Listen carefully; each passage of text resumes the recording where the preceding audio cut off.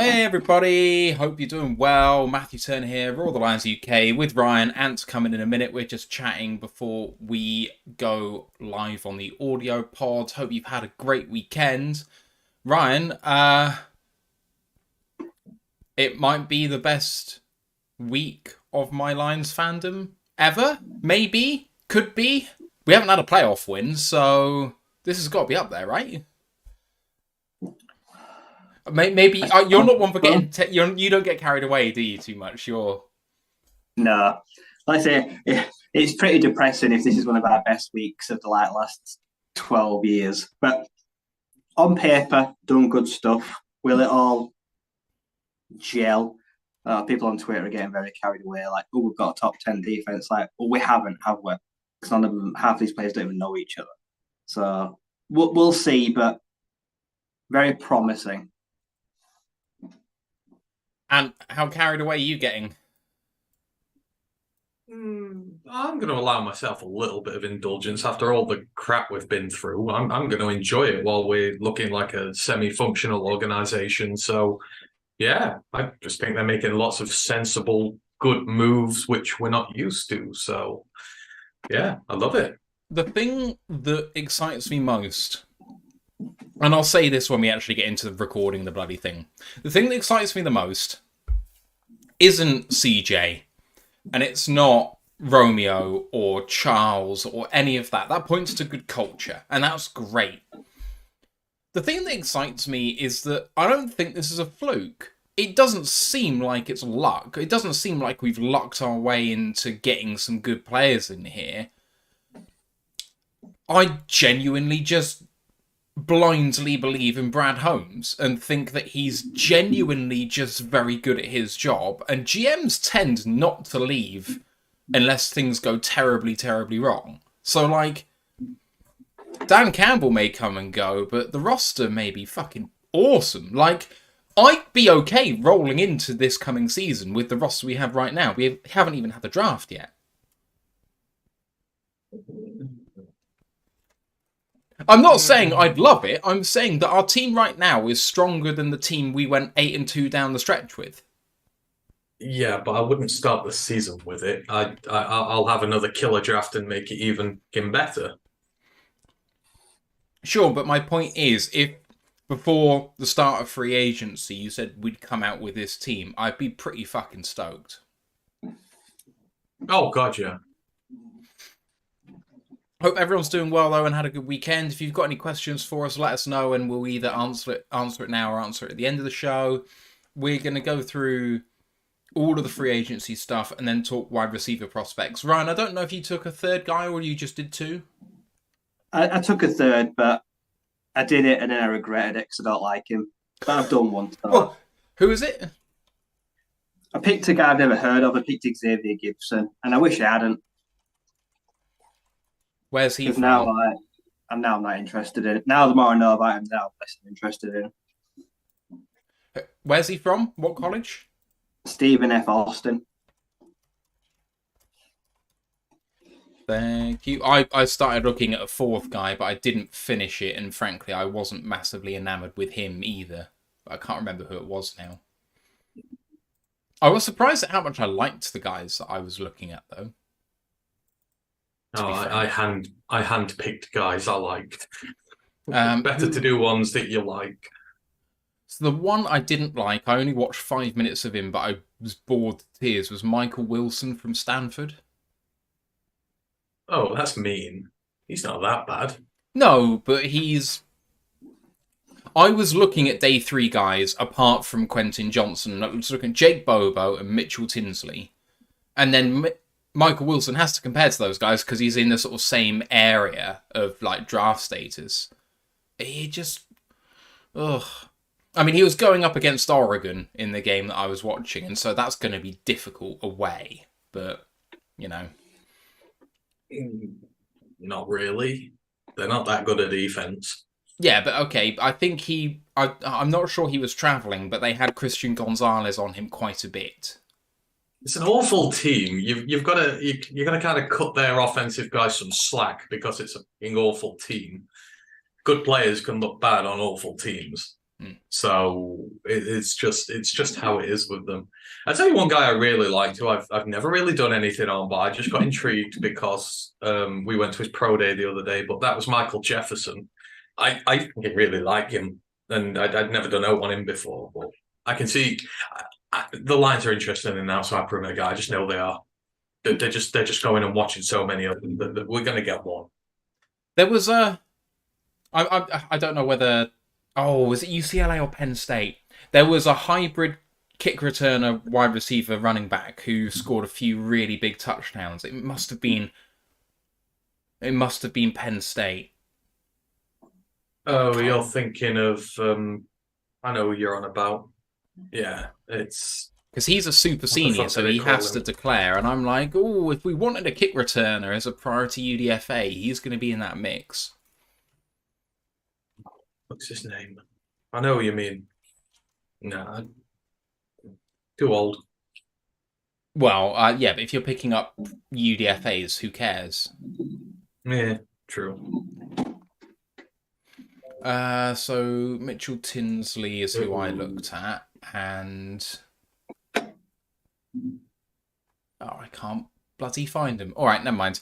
Hey to everyone in the chat: Dan Pask, Derek Bogbarek, Patman17, Mike the Marine, Big Aries in the Twitch chat, and on YouTube, Miss Harley Quinn, Micro Mike, Lions Chat, Lions Talk by Chat Sports, not Lions Chat by Talk Sports. That would be fun.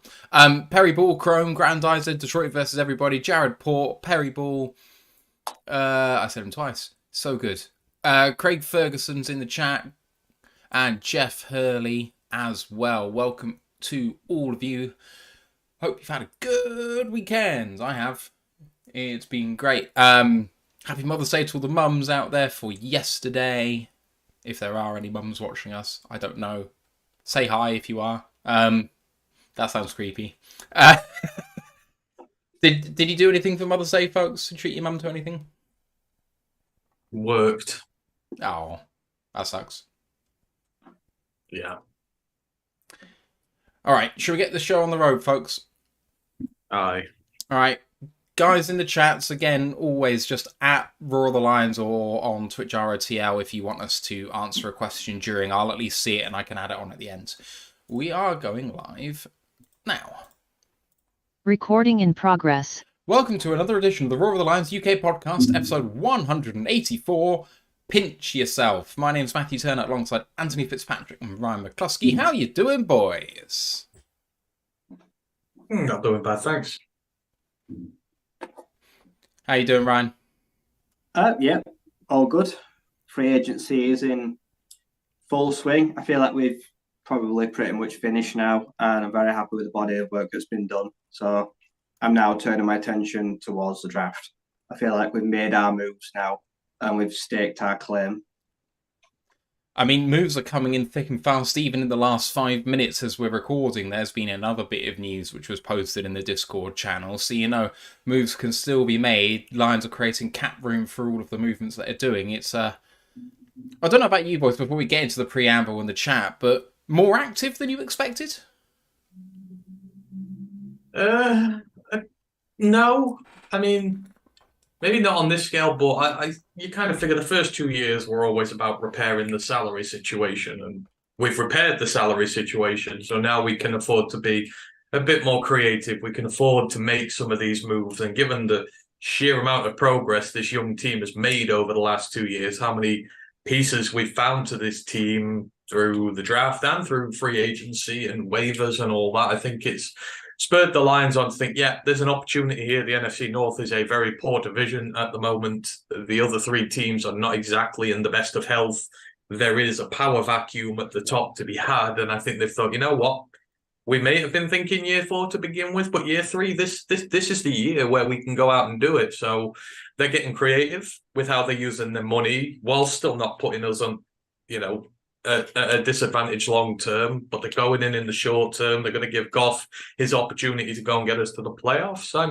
I like it. I wasn't sure if free agency was going to be this busy. I thought it was going to be more draft related, but I knew they were going to start making some moves this year. So it's very pleasing to see. I'm I'm surprised at some of the names we've brought in because I feel like they're names who would have never thought they'd be here because they thought they'd have stronger markets or the team there with a better back. So they must have been a bit surprised that they had a lack of interest or a lack of desire to be retained. But their loss is our gain. So as long as they're coming here ready to work, if they're coming here thinking, if I do well here, I can get a big contract, that's fine. That don't really bother me as long as they play well. 100%. Right, let's get into the preamble and then we'll get straight on with that free agency chat. Don't forget our Discord channel. I've popped the link in YouTube and Twitch. Come and join us in the run-up to the draft. It's a really great community of people. We've had a lot of fun over the last few days talking about everything that we've done. So just click on the link. If you've not joined Discord before, it's a fairly pretty chat app, actually. It's not too crazy. College football podcast, boys. What are you going to be talking about this week? I've no idea. Fair enough. We broke down. It wasn't really a college football podcast last week, was it? We were doing pro days and we talked about the free agency move that we've made up till now. It was a half and half, wasn't it? It was, yeah. So it's probably going to be like that. A lot going on now. There's only so much college stuff you can do at this moment in time. So it'll probably be mainly draft related going forward. But I'll figure it out on Tuesday. I've not really put much thought into it just yet. Please don't forget to like the episode and sub to the podcast. Give us a rating and a review if you're on the audio pods. Much appreciated if you can do that.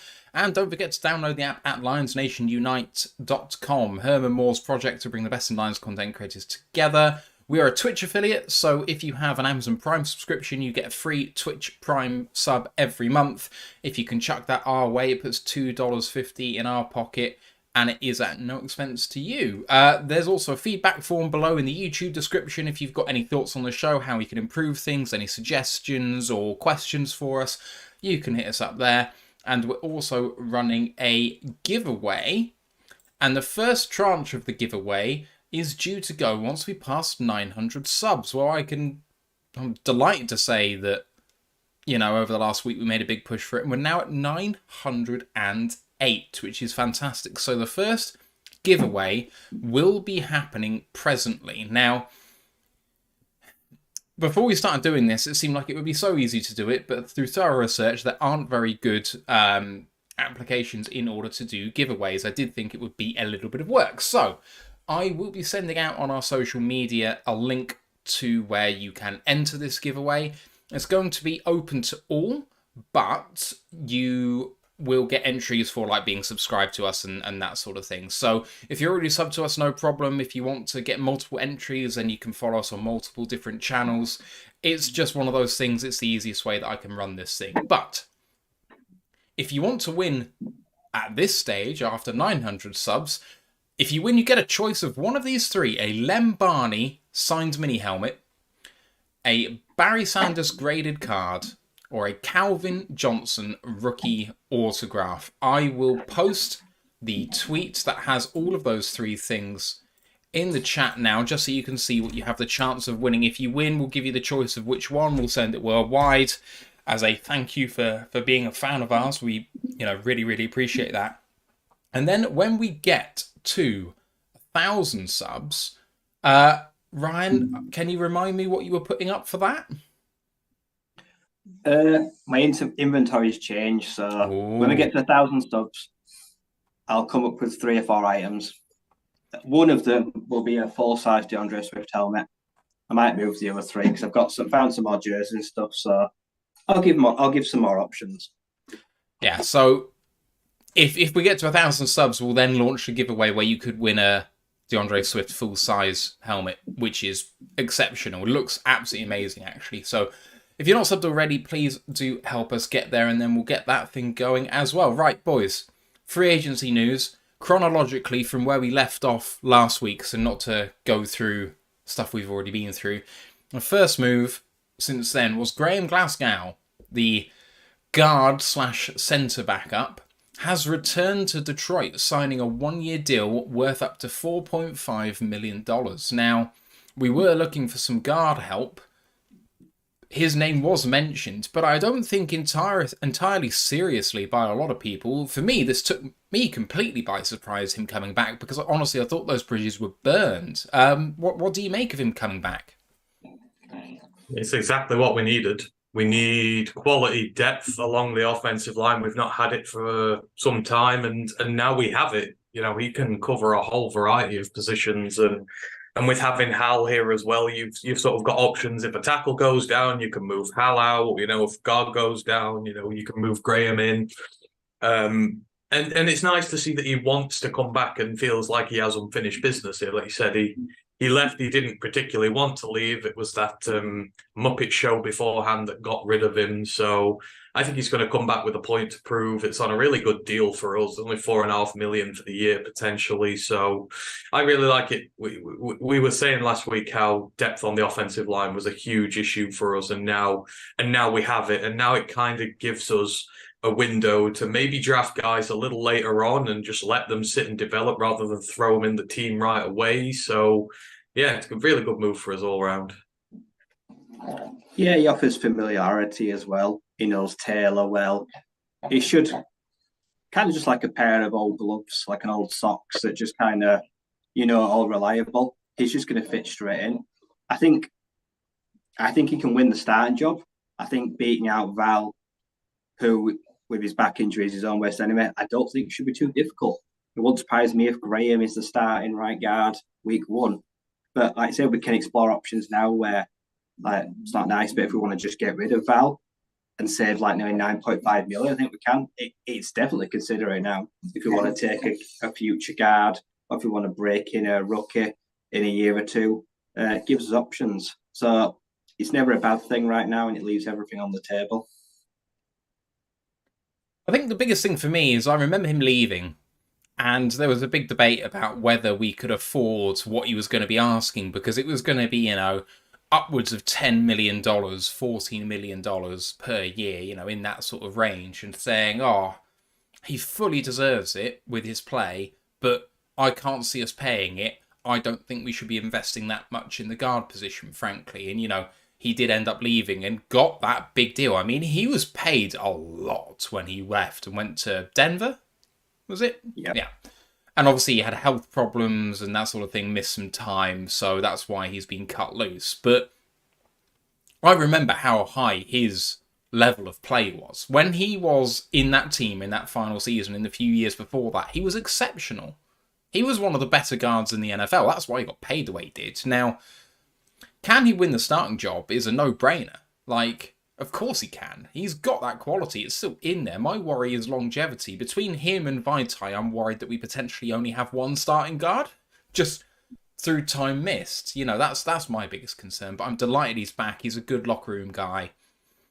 And he's very welcome back. Right, moving on to kicker news. Michael Badgley's re-signed 1 year, $1.2 million, $350,000 guaranteed. Any surprises there?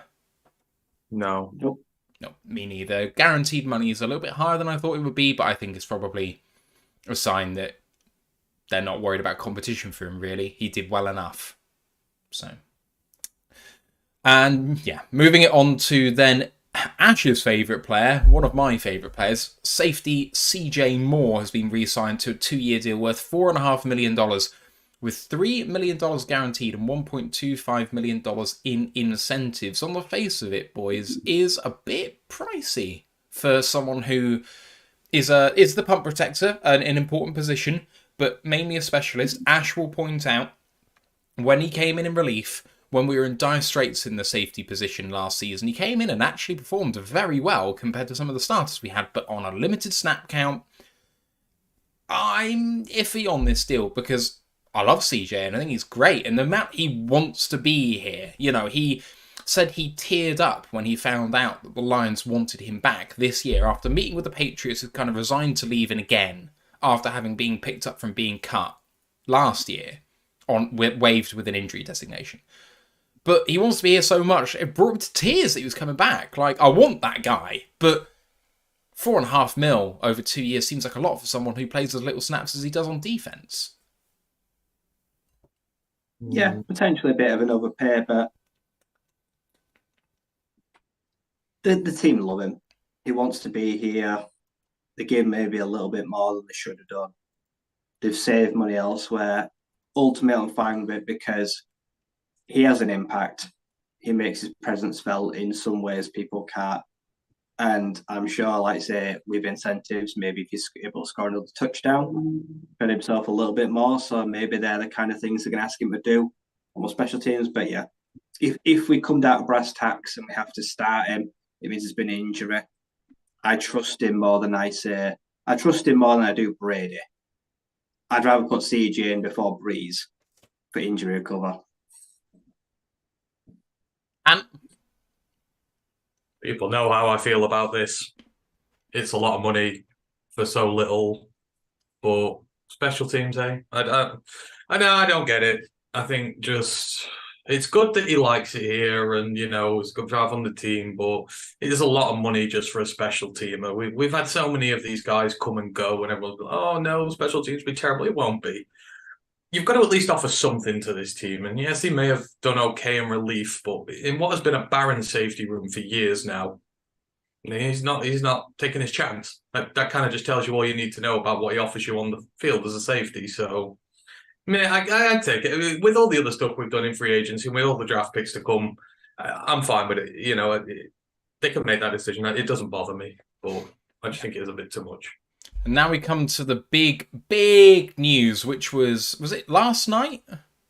It was this morning, wasn't it, that it broke, our time? Safety / nickel corner, CJ Gardner-Johnson, the consensus #1 available defensive free agent remaining, signs with the Lions on a 1-year deal worth up to $8 million, 6.5 guaranteed.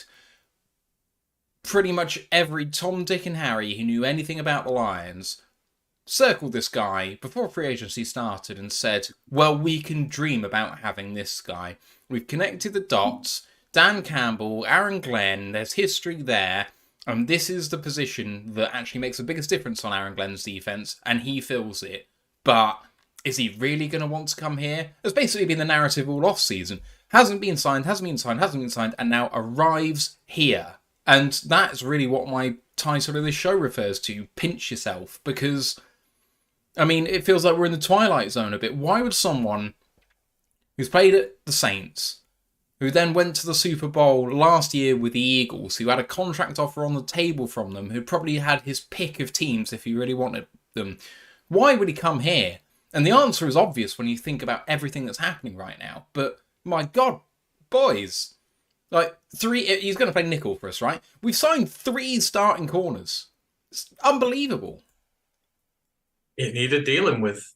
It was a big glaring hole going into this year, and there's very few people under contract for this season, for this coming season and the one after. So it had to be dealt with, and Brad's gone out and really done a great number here. These are wonderful signings for us. I know Mosley and CJG are a 1 year, but one, it gives you an opportunity to go into the draft now and draft guys who are going to be learning off some sensational vets, that we've got in. And two, these are going to be instant starters on our team and very good ones. It's not like they're coming off bad seasons. He's just been to a Super Bowl. Mosley has been playing really well. Sutton has had his best year just going. It's unreal, and I think people see the culture here. Players see the culture here now of how players can come, earn their keep, and get reward, whether it's with us or elsewhere. But it's a chance for them to come and for their career to flourish. And I think now that you saw it a little bit over the last few years, now the big guys are like, you know what? Might not be a bad option for me. In Gardner-Johnson's case, he can come out, ball out for a year, earn his, $8 million or whatever it could potentially be.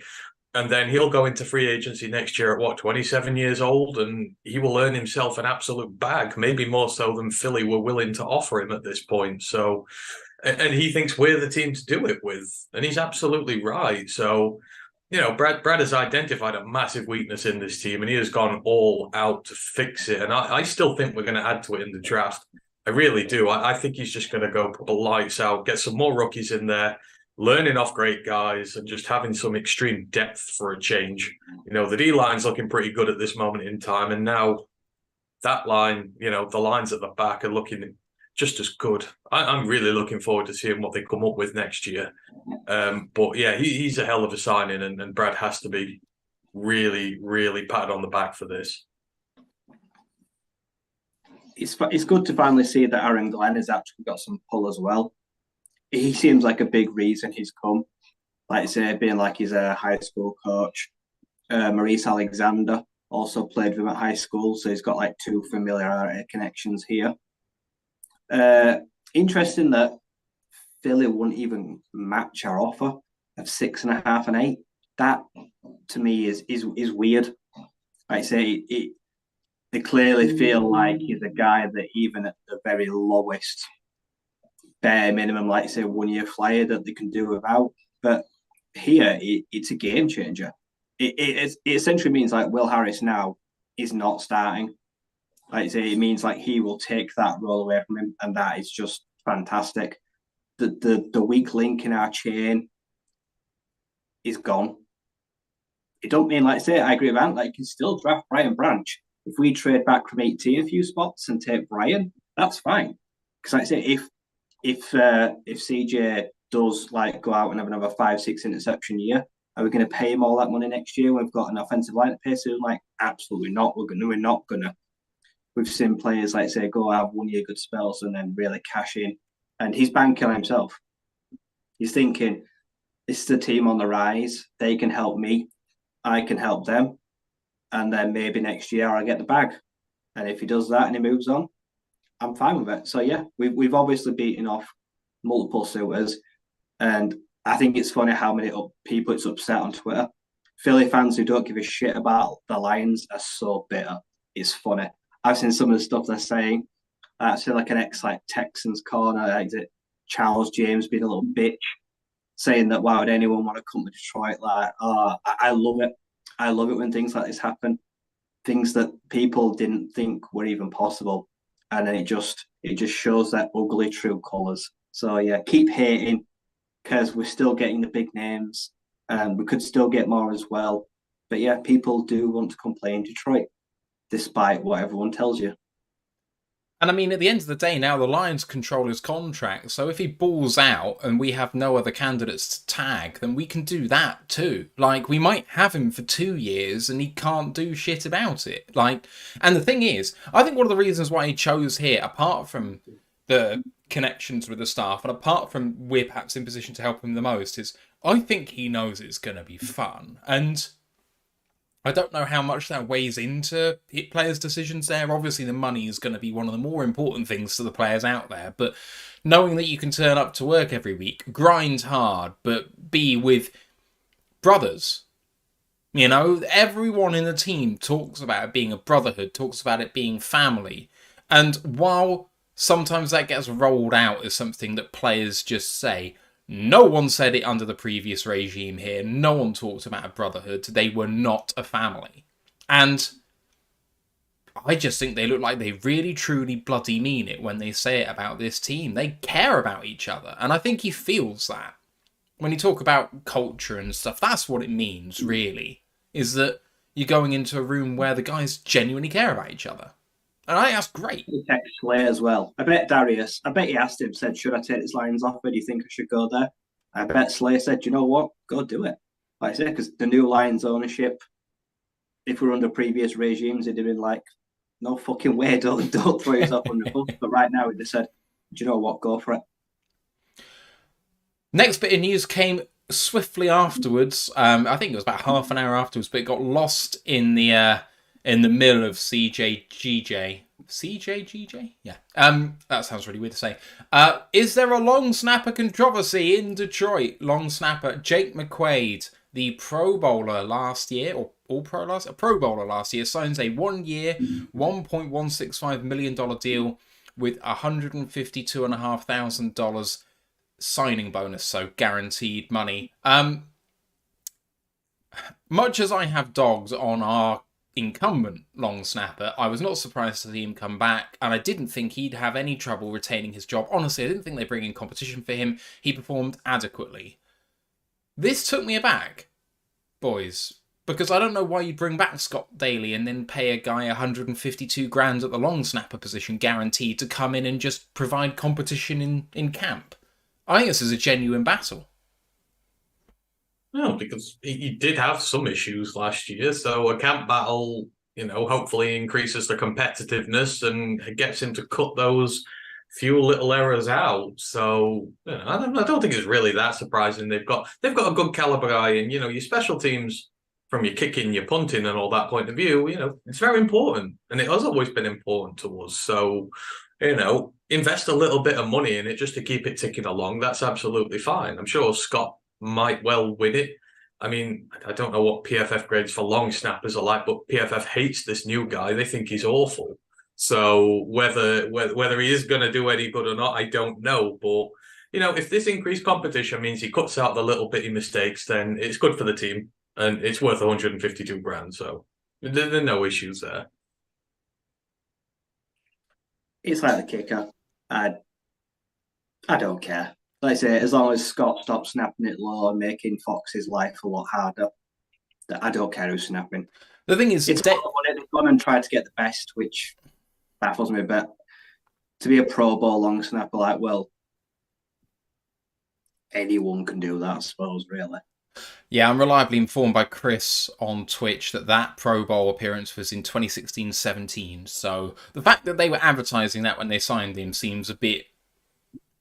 I completely ignore when someone says signed a Pro Bowler. I ignore it completely. It means nothing. Of course, it does. Like less than nothing. So the Lions do not have many Pro Bowlers. I'll just say that it is a throwaway to have won, but the number of ones that Lions have won in the last 5 years is not big. So we'll have more All Pros than Pro Bowlers next year. And that is the one that matters. Right. Do you want to take a bet on that? Because that's not happening. There aren't that many All-Pro players. There's a lot more Pro Bowlers, isn't there? I don't know. Anyway, two things I just wanted to say. Thank you to Lions1910 on Twitch for subscribing with Prime. Much appreciated to you, so that means a lot to us. And also, someone in our Discord chat today did say that it was their birthday today, so just a quick shout out to Carlton Wood. Many happy returns to you, sir. He's currently watching in the YouTube chat. I hope you've had a great day. Right, next bits of news. For this next one, I need to get a prop, because it's the only one that exists in the world. Romeo Okwara is fucking staying. Get fucking in there. Sorry. He is my boy. The only shirt known to exist for Romeo. He takes a pay cut from $14.5 million on the cap to just over $5.5 million, saving the Lions more money than if they had cut him this year. That's how much he saved. People are saying, oh, Romeo needs to go. You save about half the money is dead. He wanted to stay here so much that he saved the Lions even more than if they'd cut him. And people want to talk about Brad Holmes and what a good job he's been doing so far in this free agency and what a good job he's done building this team. But when he first came in, Romeo was the first guy he signed. It was Romeo or Kenny. You could maybe franchise tag one of them or sign one of them long term, but you couldn't have both, and maybe you had neither. And he signed Romeo to a big deal. And he did that off the back of a 10-sack season. He had 19 excellent games in a row. His character was excellent. That is the yardstick that he has been measuring all of these re-signings. I don't know how much he's going to play this season. What I do know is that he damn well wants to be here, and I am absolutely stoked. Boys, I know that we thought he was potentially of the chopping block. I was resigned to it even before Charles Harris took a pay cut, but now Romeo's done it as well. These people want to stay here so bad, and our edge rotation is legitimately 6 deep now. Yeah, it is, and it's kind of indicative of the culture that's there now. Whereas before, we've kind of stood by a lot of injured players who are only interested in themselves and the money that we're giving them, and they couldn't really give a hoot about us. But now that we're sort of a player-first culture here, we've got guys in who will develop players who are all about the players first, then, I said it on Twitter the other day, respect begets respect. The team respects them, brings them in, gives them opportunity, rewards them with that opportunity. In Romeo and Charles's case, I know Romeo was just after he got here, but they gave him the contract. It was a big show of faith in him. With Charles, after 1 year, they gave him the deal last year. Big show of faith by the team. The team have given them a lot. And in return, both of them struggled with injury last year, didn't really play that much, with a lot of money that kind of went down the drain because of it. And both were going, you know what? The team has treated us really well. We understand that, it's a case of we've got a lot of money and we haven't really played much. So we're going to give back. We're going to cut our deals, the amount we are earning this year, to help the team fund more players, to get better, and for us to stay here and, potentially earn another year. Because both of them, this is the last year for both of them. So they are both playing for their jobs in the long-term future. So, they didn't want to get cut. They didn't want to run the risk of having to go to a new team and start all over again. They're like, this is a team that if either of them ball out this year, the team will pay them, or someone else will come in and pay them. So it's beneficial for them to do both. So it's great to see the line of respect work in both ways between team and player and team. And both of them have made a very good decision in this. And I mean, it's not like they've lost all that money. They can earn it back. Most of it goes to in-game bonuses and stuff. They can earn some of this money back. So, if they work hard, the losses are less and it works well for team and them. So I was really surprised, but fair play to both of them for doing this and allowing us to get in the players that we are doing, because without their two's money, CJG might not be a thing, so yeah, great for them. Makes sense too, because this free agency period is scary. It's kind of bleak out there. They're struggling. Does Romeo Quara want to potentially risk going unsigned? Like, look how bad Johnson's done. Slay couldn't get dealt. Chark is struggling. Like, there's a lot of big names out there that are not getting what they want, or they're not able to find a home. It just makes sense right now. Take a pay cut, try and earn some of it back, bide your time. Because right now, like, if you get cut next week, you're not going to want to go somewhere you want to go. You're not going to land in a desirable place. You might even have to wait till towards the draft. So if you can stay where you are and try and earn back that pay cut, it shows loyalty to the team, but it also means that you're not potentially screwing over your season. Coming off a bad injury, his market really wouldn't have been very strong. So he's done us a good favour, showed loyalty, and he's also kept himself in the most sensible place to be. Hopefully he plays this big year. I mean, I don't want it to mean Julian staying, I'm honest. But I'm fine keeping one like the other. But yeah, I'm glad to see Romeo stay. Julian's done for now. They're not going to carry 7 guys, and they're probably going to draft another one. I think his days here are over. It does seem like that might be the case. I mean, we'll see whether we try and get him through waivers, but he'll never make it. I mean, someone will take a chance on him. And at the end of the day, he's shown quality when he's managed to stay healthy. He's looked like he's got something to him, but the problem is injury history, staying on the field, and the fact that he was inconsistent when he did get on the field. But we knew that when he drafted him. He just hasn't progressed at all since we drafted him. So I feel a bit sorry for him. It's not his fault, but at the end of the day, he'll get a shot elsewhere. I don't feel the same way about him as I do Austin Bryant or people like that. But, he's got to go, I think. There's just not enough room. I mean, you have a look at what happens with this unit right now. They firmly believe, according to Jeff Risdon, that Pascal can be a double-digit sack player. That is what he said on DLP a couple of weeks ago. Like, they are all in on Josh Pascal. They thought he was a first-round caliber player. So you got him and Hutch starting. They think that they can get between them 20 sacks a year. Then you've got Houston on the bench, Charles Harris, Romeo Quara. I mean, oh my God. Romeo got 10 sacks himself as the first-line player to do it in ages. And then Harris obviously had a breakout year the 1 year he was here. And Houston, I mean, why can't he get 20 sacks a year, 15 sacks a year on limited snaps? Because as a pass rush specialist, that's not much better. If we have a NASCAR package of 6 guys with them 5 and Aleem McNeil in the middle, I mean, I'm quite excited, boys. Can't help myself. You've not even mentioned Kamish. Kamish was one of our best pass rushers last year. Yeah, he was. So I don't know, screw it. Just put all 6 of them on. Just do a double NASCAR package. Have a couple of guys in the secondary and then just say, look, we're going to send 7 guys after your quarterback. Deal with it. We're going to send 6. Funny. We're going to send 6 guys after your quarterback, but not Aiden Hutchinson. He'll be playing cornerback and he'll pick you off. Lol. Yeah, exactly. Just for the lols. And the news that just broke about 20 minutes ago now, the punter Jack Fox, the best in the NFL, has been restructured. That saves $1.6 million against the cap for the Lions this season. That was from Eric Schlitt from Pride of Detroit. There's no risk that he's leaving us, so I guess there's no downside to doing this move. Some speculating that that's to open up room to make another signing. Personally, I think it's just to create a bit of space, because of all the signings we've made, it's going to leave us, when all the contract details come out and finally over the cap and spot track are updated, that we don't have as much cap space as we currently are slated to have, because not all of the details are on there. But some are speculating that it means that DJ Chark is on his way. We know that there have been discussions between the Lions and DJ Chark. Do you think it's an indication that there's another move in the mix, or are you thinking that that's it for the moment?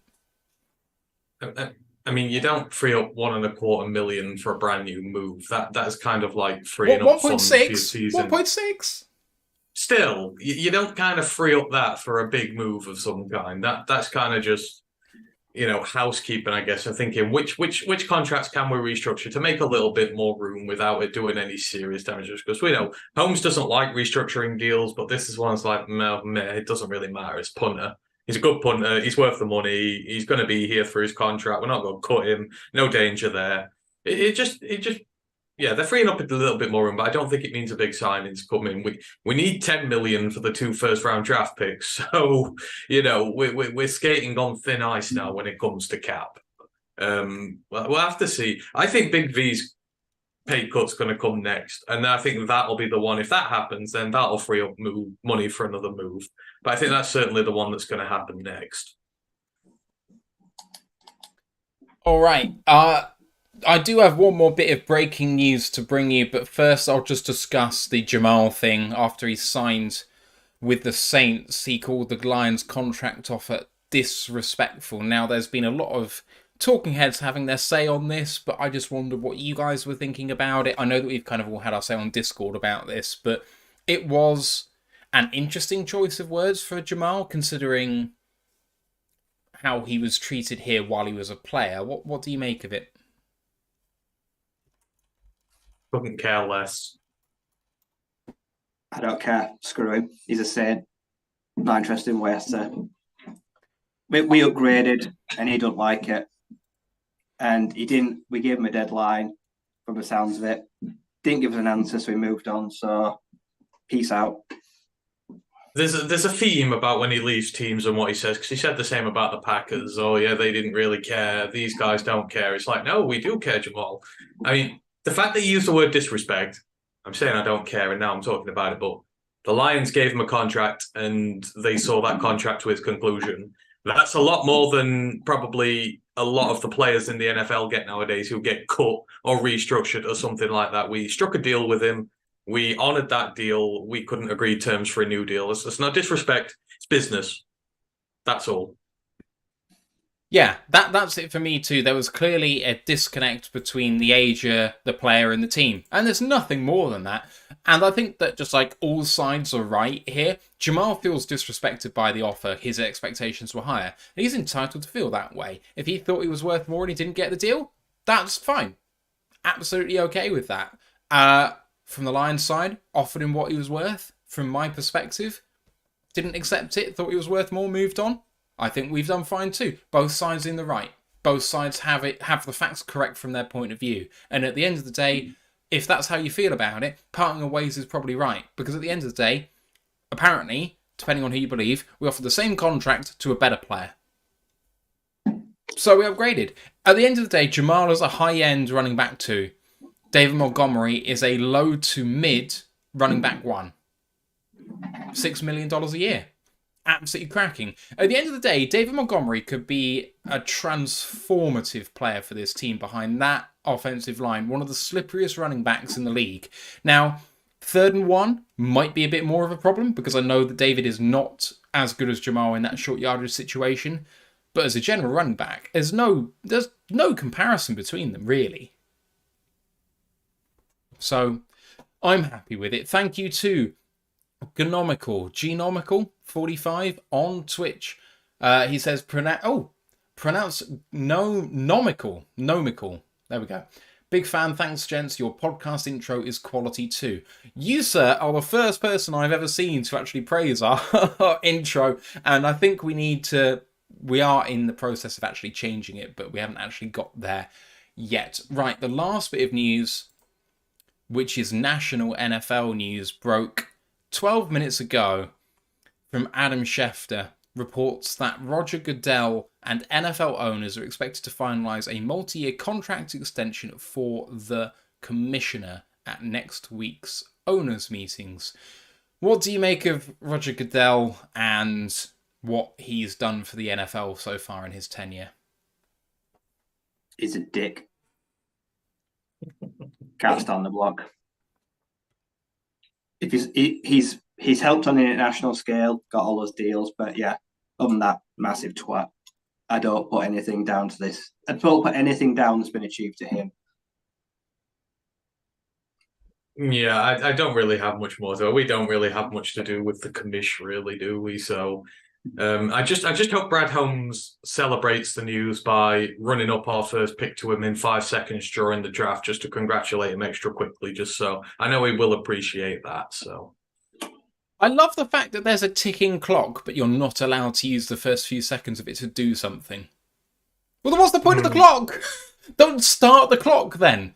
If a pick gets handed in and you don't want someone to make a pick, put 5 minutes on when no one can do anything, and then a clock starts. I'm just absolutely baffling. On Goodell, I think the NFL has progressed as an organisation, and I think he's a very good advocate internally for the sport. I do not like him as a person, but I think his tenure as commissioner is one of the most successful the NFL has ever had. And they are clearly now a much bigger sport than the NBA, NHL, MLB. They have taken off. And it has happened under him. And I think he's been a big part of that. Now, I think he'd do better too in terms of other bits and pieces. But in terms of money, in terms of TV, he's done fantastic. So I don't know whether he's worth the money he's paid. It's certainly a heck of a lot, but it's a drop in the ocean compared to what these teams make. And, you know, basketball is struggling. Baseball is even more struggling with money. When it comes to actually viewership figures and all that sort of thing, the sports seem to be dying for me, but NFL is flourishing. So, anyway. That's the commissioner. I'm sure you guys are not fancying him too much. But Chromon says, hello, lads. CJGJ, what a steal. Bill Collier agrees with Ryan. Hashtag Ryan. I don't know whether that's going to be a thing. Detfan Man says, so we are still interested in Chark. If he does leave, it's QJ at 18, right? We will get on to picks 6 and 18 at the end of talking about our wide receivers. If you do have any more questions for us, at us, at Royal Lions UK on YouTube or Twitch, I'll get questions in at the end of the show. Robert360 says, shout out to worldwide Detroit Lions fans. One pride is worldwide. Wide receiver prospects, boys, in the 2023 NFL draft. We've gone for quite a few of these. We're looking primarily at X-receivers because that's where the Lions have a pick, but not exclusively. And we're going to start with Ryan, who's been looking at 3 guys. And your pick, sir, whoever you like.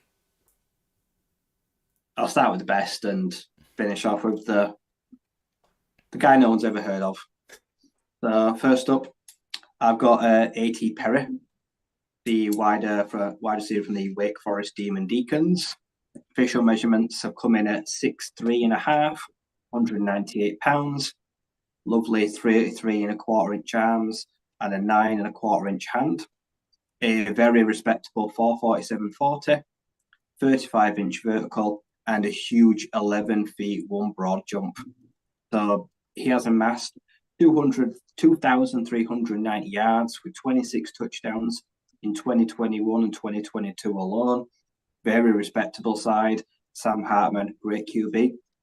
Fun fact, we share the same birthday, Didn't know that. 26th of October. So it was like I was meant to pick him. So I've watched a lot of film. I've watched a lot of Wake Forest non-stop for the last 2 or 3 years. So I've seen him play against the likes of Clemson, NC State, UNC, multiple bowl games. And my summary is he personifies the X position. He has got great height. He has got a lovely frame.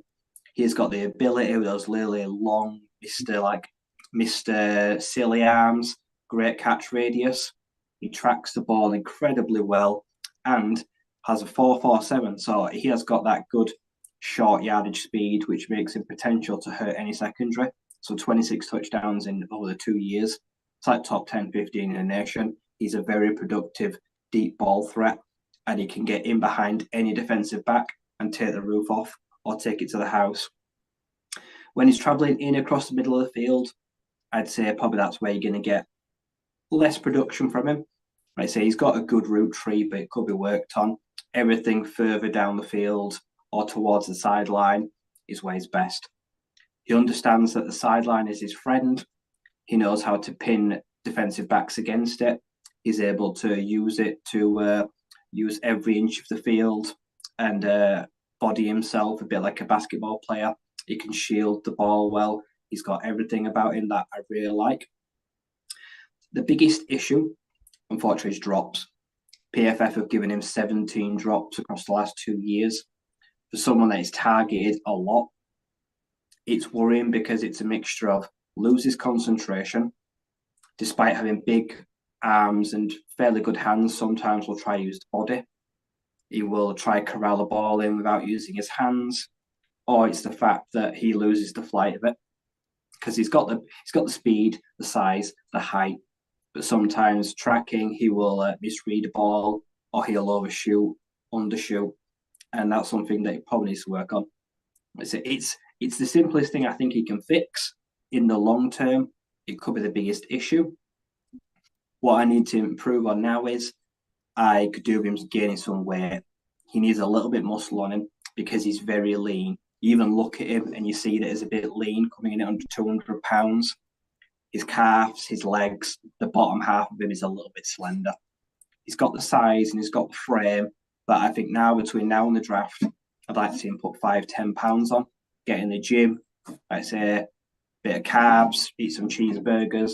But if you want a guy that can stretch the field, that can get in behind the defender, and you can get a QB to just drop the ball in the bucket, especially in the red zone, he's one of the best. I think you'll probably get him in the 45 to 60 range. So what's that? The end of the second, start of the fourth. I think the third round is a really good grade for him. I don't think he'll start straight away, but I reckon he'll be a good rotational piece with a long-term projection to be a starter.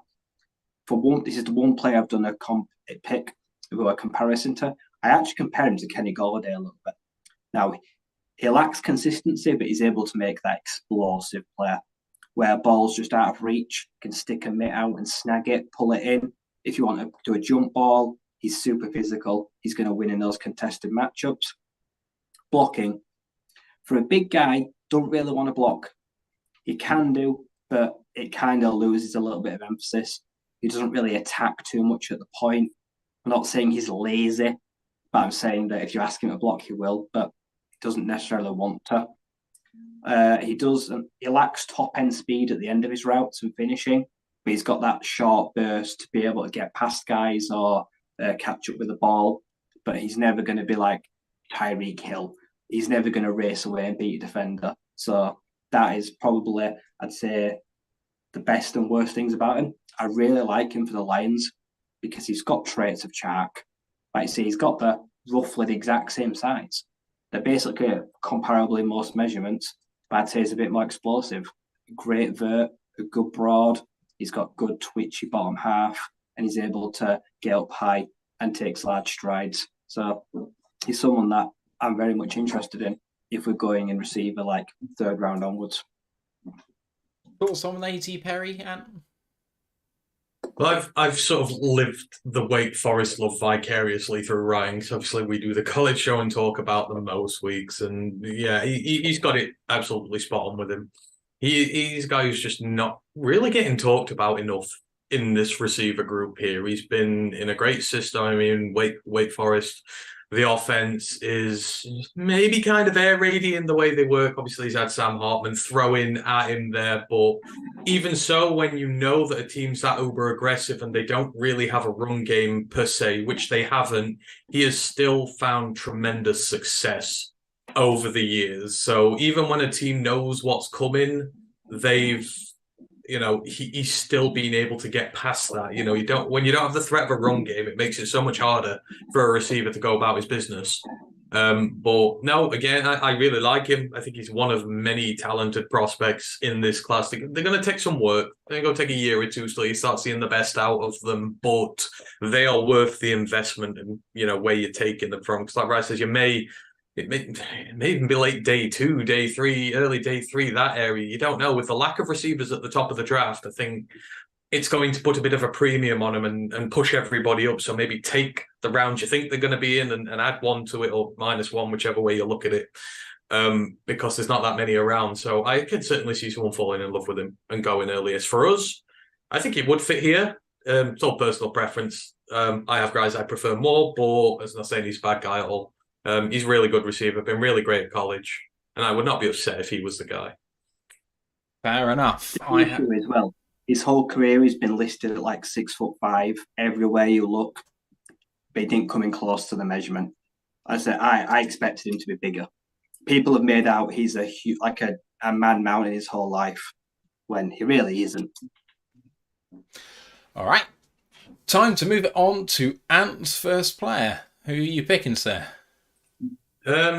Right, so I'm going to go with the lesser known of my guys first because the other two I'm quite high on. So we're going to go with the highly athletic one, as I call him first, and that is Andre Yeshivas. He is the wide receiver from the Princeton Tigers. He is 6'3", 205 pounds, and he is a real wild card in this draft coming up. Those who watched the Senior Bowl may have seen him really for the first time. He balled out completely that week, which was one of the big issues that was with him coming into this. Obviously, Princeton is Ivy League in the FCS, the greatest level of competition in the world, but we'll get on to the strengths and weaknesses later. The best way I can describe Yeshivas is if Madden and MathBomb had a baby, this would be the receiver they will come out with, because I say Madden, when you're building a receiver on Madden, you're looking for the build, the strength. 6'3", 205 is the exact build you want for a perimeter wide receiver. He is a former All-American track star, so he's got the speed. He's got every asset you want there. And then in terms of MathBomb, the RAS, he's absolutely off the scales. He scored a 9.92. He ran a 4.40 for his 40, so MathBomb would love him. Madden would love him. That's why I think he's a hybrid of what those two would create if they could when it comes to a receiver. So as I said, he is a former track star, and it shows in the way that he plays on the field. So you start games off, DBs, they're kind of playing quite close to him on the line of scrimmage, but the physicality he possesses, he can beat you on the line of scrimmage, and when he does, he's gone. The long speed he has, you will not catch him up if he gets a step on you. So what DBs start doing? They start to back off him a little bit as the game goes. But with the athletic profile he has an elite get off. I think the vert is 40 inches. The broad jump was nearly, I think it was like 10'7". He can get off the line so quickly, and if you give him a little bit of room and you let him get on his route, he will just blast past you down the field, and he's gone. And again, this is the Ivy Leagues. The standard of competition is not there, but you can only play what you're up against, and he sets guys up. Like I say, he will beat you on the line of scrimmage first. You will back off. He will carry on working his way past you. But he's not just a speed merchant. He's not just one of those guys who, Johnny go fast like Anthony Schwartz or something like that. He backs it up with all the little bits you want. So great body control. So his quarterback is not the best in the world at Princeton. So there is a lot of altering his routes, body contortion, winning at high points, etc. He has really great body control, and he has a superb set of hands. He very, very rarely drops anything. So you've got a guy who is quick, you've got a guy who can high point, you have got a guy who has really safe hands. So the runs after the catch, you get so much production out of those. It's not just at the catch point, it's afterwards where he will do a lot of damage on you as well. And hang on, let me have a bit. So the routes are great. My favorite one is when he does his outbreakers. So obviously in the middle of the field, you hit out towards the perimeter. He's got that special ability where he just doesn't seem to lose speed when he breaks out. And that is so difficult for a DB to deal with because you can't just change direction and keep up with him. It's not all receivers have that ability to do that, and he does. He'll just be gone and then right angle out towards the perimeter. Quarterback knows where he's going. DB is absolutely nowhere to be seen. The technique he shows on the routes he has is really good. The tree is not the biggest, which we'll get to in a minute, but in terms of what he does technically sound, which is what you want to see from a player if he doesn't have the most developed route tree, because it means he can learn the routes and he will learn them really well. He also will be used in the backfield, jet sweeps particularly because of how quick he is. Princeton love to use him on the jet sweep. They will manufacture touches. They will get him open. And again, they'll have loads of guys blocking for him on the outside. The second he hits a hole, he's gone. It's over. And, he gets so many big plays from that. And for a team like us, who love to use motion now, who use jet sweeps, etc., this is something that I think is really going to stand out to the Lions there. So for me, you've got the guy who has build. He's got more than enough speed and athletic ability, which is obviously prized in the league these days. He's got the ball skills. He's got the technique. He's got the physicality. So what are the issues? Because at the minute, he's kind of a round 4 guy at this point. So the perimeter blocking, not asked to do this at Princeton. That is not really what they do. He is not asked to be a blocker. This really needs work because the grades are not good. You can tell he doesn't do it very often. But again, he has the frame to be able to do so. He's durable enough to go in there and do the dirty work. He's just not been in a system that has required him to. So whilst it's a concern, it's one that I can see him overcoming when he comes up to the next level. The route tree that I mentioned, it's okay. But again, in the Ivy Leagues, he doesn't need to learn everything in the book to beat his opposition. So the route tree is rather small at this moment in time. As I say, what he does incredibly well and technically sound, which is why I harbor hope that at the next level, he will be able to sort of carry on building it with the same pizzazz as he has already. So not really too concerned from that point. And then the third one is obviously the level of opposition. Again, I keep mentioning it. The Ivy League is not the creme de la creme of NFL talent that brings it up there. However, you saw him at the Senior Bowl. The Senior Bowl was a huge week for him in terms of opposition and looking good against FBS players. He balled out all week long. He brought his bag of tricks to the party, and there were a lot of guys who really struggled to deal with him there. And I think it put a lot of fears about the level of opposition to bed with him. He can hang with much more talented players and get the work done. So there are issues, but in terms of us for the Lions, I'm not bringing him in if DJ Chark doesn't come back. I am 100% going to develop him before I use him properly. So I'm not bringing him in as a starter as I would the other 2 guys I've got. But if Chark comes back, I would draft him. I would use this superior athletic ability of his. I would use him in motions, jet sweeps. I would do all that stuff first while I build the route tree out. And if I want another deep threat on the edge, I can bring him in and use that. So I think he's going to go early day 3. I reckon I've seen some teams have him day 2 because, again, dearth of wide receivers. He may get notched up the board a little bit, but as a prospect, people have not really been exposed much to. He's got everything you want to be a great receiver at the next level. It's just, does he have the attitude and the willingness to carry on learning? And I think he does. So Andre Yoshivas, Princeton, he is a name really to watch out for, especially if Chark comes back. But I really like him as a prospect going forward. I'm not going to do comps. I don't like doing comps. He's going to be the next Andre Yoshivas, or the first Andre Yoshivas, not the next such and such. But I'm really intrigued to see how he does in the league. I think he'll be a steal for somebody. I don't have any follow-up because I haven't watched a lot of them play football, to be honest. It hasn't been high on my list of priorities to have a look at Princeton. But Mike the Marine has a good thought, which is, do you think he has any special teams upside? He does not play special teams for Princeton. However, he does have special teams upside, but he doesn't have the history playing it for them. But again, he's kind of their star guy, and a lot of these Ivy League schools protect their star guys from special teams work. So I don't think it's more a knock on him, more as a knock on the team he's been at. But oh god, yeah, he's certainly his speed, his strength. He would flourish on special teams. So I think you could definitely use him on there. Ryan, any thoughts on Andre Yoshivas? Yeah, same at the Senior Bowl. Good frame. Like I say, he's a physical, he's strong.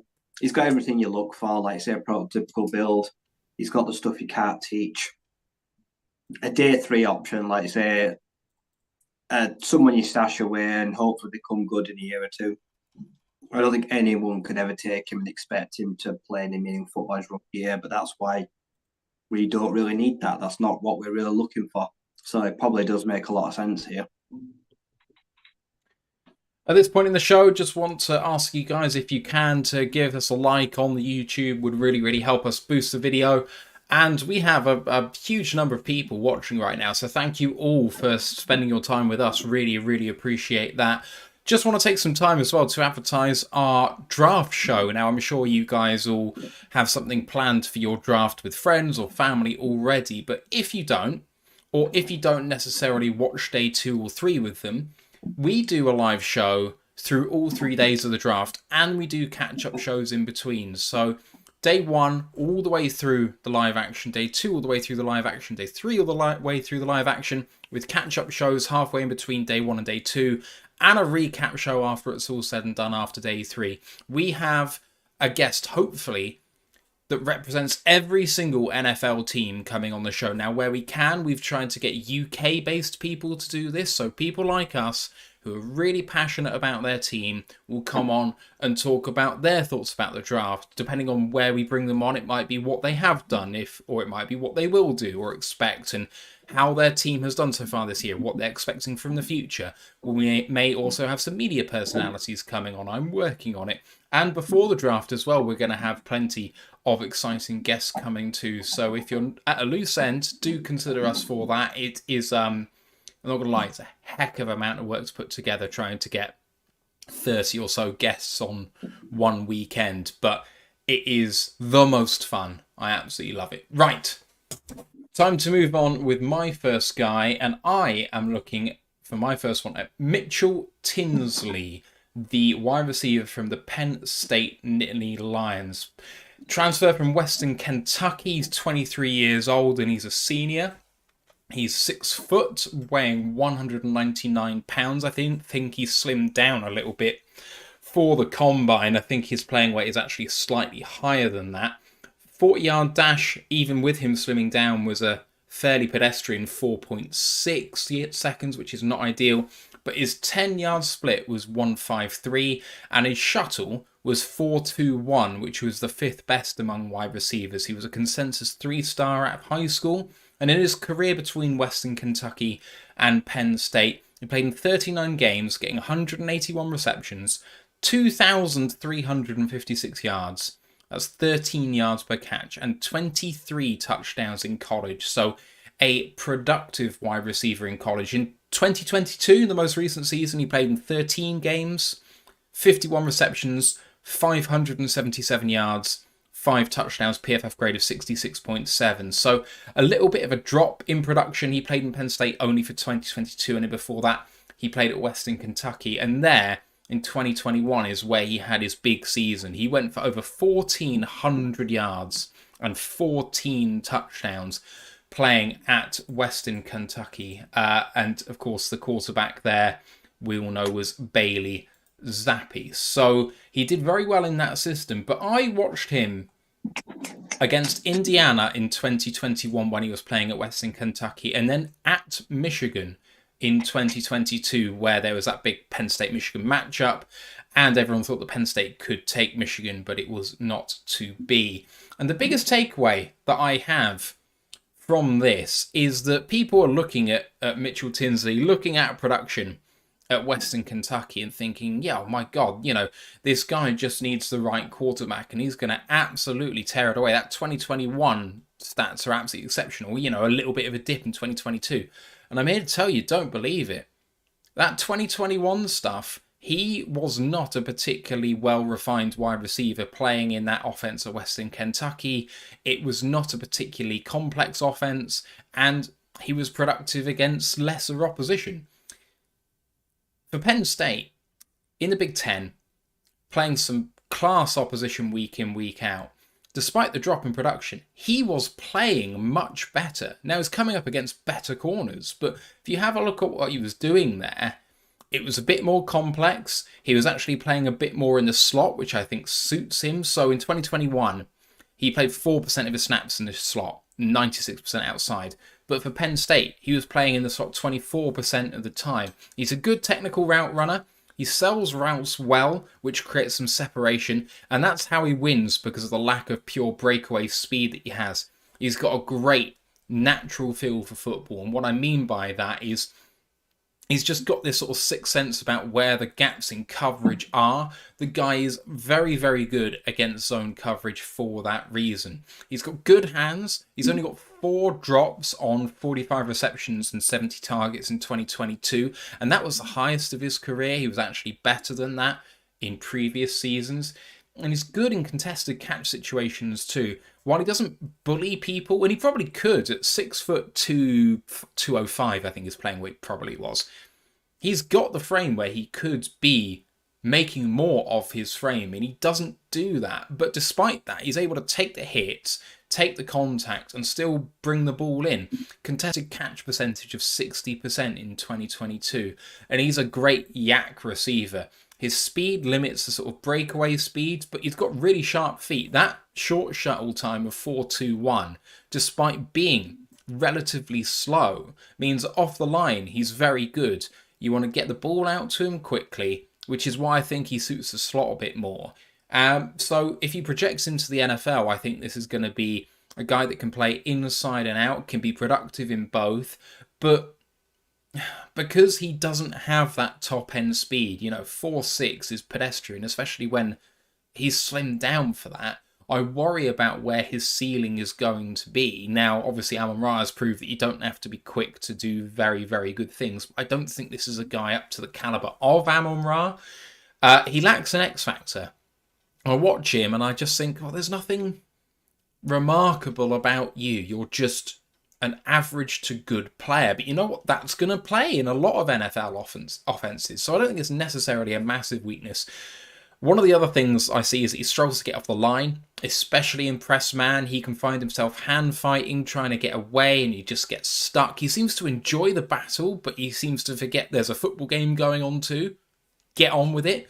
It's frustrating. And because of his lack of speed, you kind of worry sometimes that against more physical NFL cornerbacks, he's going to struggle to get productive down there. Now, looking at his projection, I think he's probably going to be an early day 3 pick. I think he's projected a bit lower than that, but I can see him going round 4, round 5. My comp for him is Quintez Cephas, actually. Is someone who lacks anything particularly special about him, could potentially be a little bit more physical than he is, but he's a fairly, bigger bodied guy, and when he's asked to go out there, is relatively productive. Sort of a more premium Tom Kennedy. Now, that's maybe not much of an endorsement, but I think it's probably where he is, and I think he's going to be a success in the NFL if someone gives him a chance, but I worried whether someone is going to give him a chance to have meaningful snaps in the NFL. Boys, any thoughts on Mitchell Tinsley? I think you've been very kind. Like say, he was in that. If we're not going to sugarcoat things, like say, playing in that Western Kentucky cupcake air raid offense, just gives receivers, I think, bad habits. It just looks bad competition. The Penn State move was terrible. A run-heavy Sean Clifford, who's absolutely pony-led offense, not a good fit for him. I think the transfer was bad. I'd say jack of all trades, master of none, lacks kind of anything special. I'd probably say 5th, but even 6th rounder. I'd think the 4th round, I think, is too high. But he will be drafted. Yeah, I might say as a slot receiver. if he's able to shed blocks a little bit better, I think that'll be his issue. He's going to get bullied by some of their nastier slot corners. If he's able to get off the release a bit better, then he can probably give you 4, 5, 600 yards a season. I don't see anything more, but from where you take him, I think that's fine. I don't think he fits the Lions.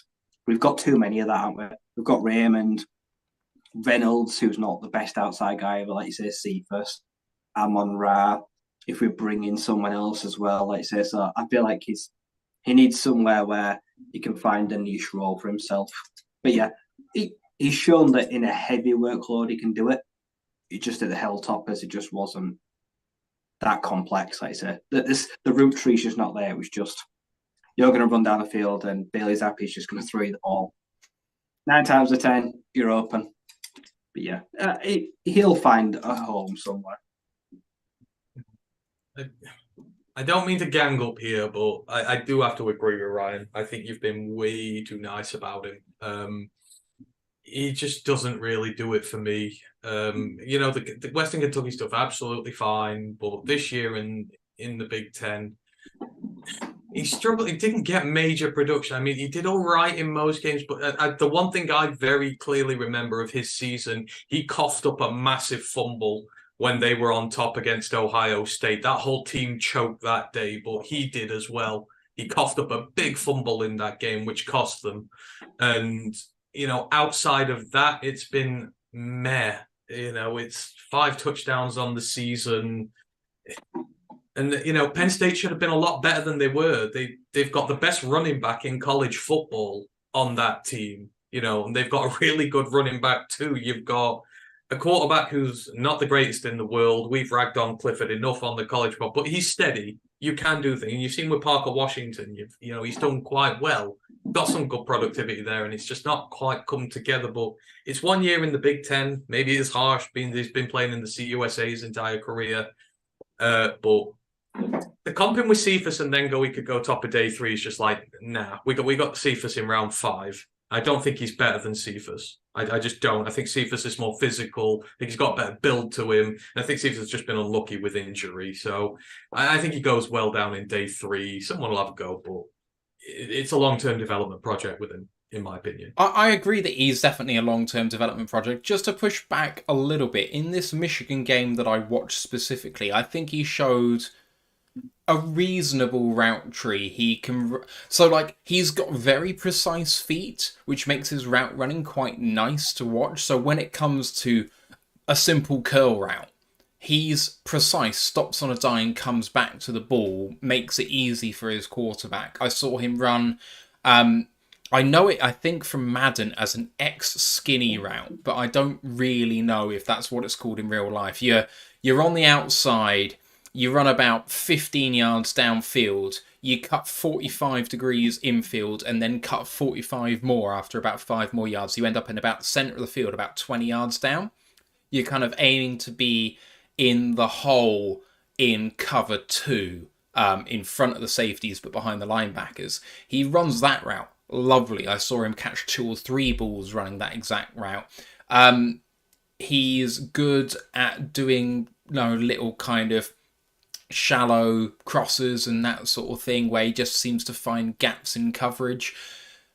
I'm not going to argue that he's a world beater. I'm really not. But I think given how limiting Western Kentucky is, I think the technical improvement I saw from him in year to year makes me confident that he can take to coaching, which is one of the things that I think you need to look for in these later round wide receivers. Can they improve? And I think there is room for improvement with him, and I think he's shown that he can do that. So that's maybe why I'm a bit higher on him in terms of draft position, because at round 4 you're probably not getting a starter anyway. But I think he can develop into one, potentially, at least at wide receiver 3. I think in a couple of years he could be that somewhere. So that's why I gave him maybe a little bit of a higher rating than you guys had, but I totally understand why you're lower on him. There's nothing remarkable about him, so why would people be that high? Anyway, let's move on. Ryan, to your second guy. Yep. This guy surprised me. I've never been that high on him, but I think if you're looking for a guy outside with first and second round to produce fastest in the NFL, I'm banking it's this guy. I think he can make a big impact his rookie year. Xavier Hutchinson, Iowa State. So 6'2", 203 pounds, 31 and 3/8 inch arms, 9 and 3/8 inch hands. Somewhat average 40 at 453, and limited athleticism, 36 foot, only 9 feet 8 broad, which I think is bad. Yeah, 691 3-cone drill, 435 shuffle. It's all very average to good. So he's not the supreme athlete, but roughly 2,920 yards and 15 touchdowns between 2020 and 2022. Very well decorated though in his time in the Cyclones, who have pretty much sucked for the last few years. Like, Iowa football is bad. Iowa State football maybe worse. Even with Brock Purdy, still not very good. Achieved very little, but still can hold the fact that he was the leading receiver in all his seasons. He had first and second Big 12 All-Pro Offense awards. And this year, he was the runner-up in the Fred Biletnikoff Award. Amazingly, didn't even deserve to be there. But you don't win the raffle, you don't get a ticket. Lost to Jalen Hyatt. I'm not going to hold it against him. Really good this year. And yeah, it was held up with some of the highest esteem in the nation as a wide receiver. Summary. So I would say he's the most well-rounded wide receiver that you can get from round 3 onwards. He is just as good inside as he is out. He varies his route and timing at the line of scrimmage. He can go hard and try to run a receiver off, or he can be a little bit more patient, see how it develops, and then hit you with a move and go. Very decorated NCAA prospect. Like I say, he's achieved a lot in his time at the Cyclones, and I feel like he's someone that will produce quicker than some of the other guys at the pro level. I feel like I kind of get Rashad Bateman vibes from him. Like I said, the offense he was in was not great. Not at any of the seasons he's really had. Similar size at 6'2", but can still show that he can be the face of a franchise, especially as a receiving threat. Didn't score too many touchdowns, but Iowa State like the tight ends. Charlie Kohler was there. That was a big threat for the last few years, good in the red zone. Hutchinson does a lot of his good work between the 20s and the 20s. In the red zone is not really where he comes into his strength. But the biggest pro, and some guys don't have this, he's able to adjust. He can bail out a QB on a bad throw. Is it underthrown? No problem. He can stop on a dime, come back and get it. Is it thrown too low, too high? No problem. He'll go up and get it, or he'll stick out a mitt and make a wild catch. Yeah, he's fine with that. He has got the ability to make the sublime. He can snatch success from the jaws of defeat.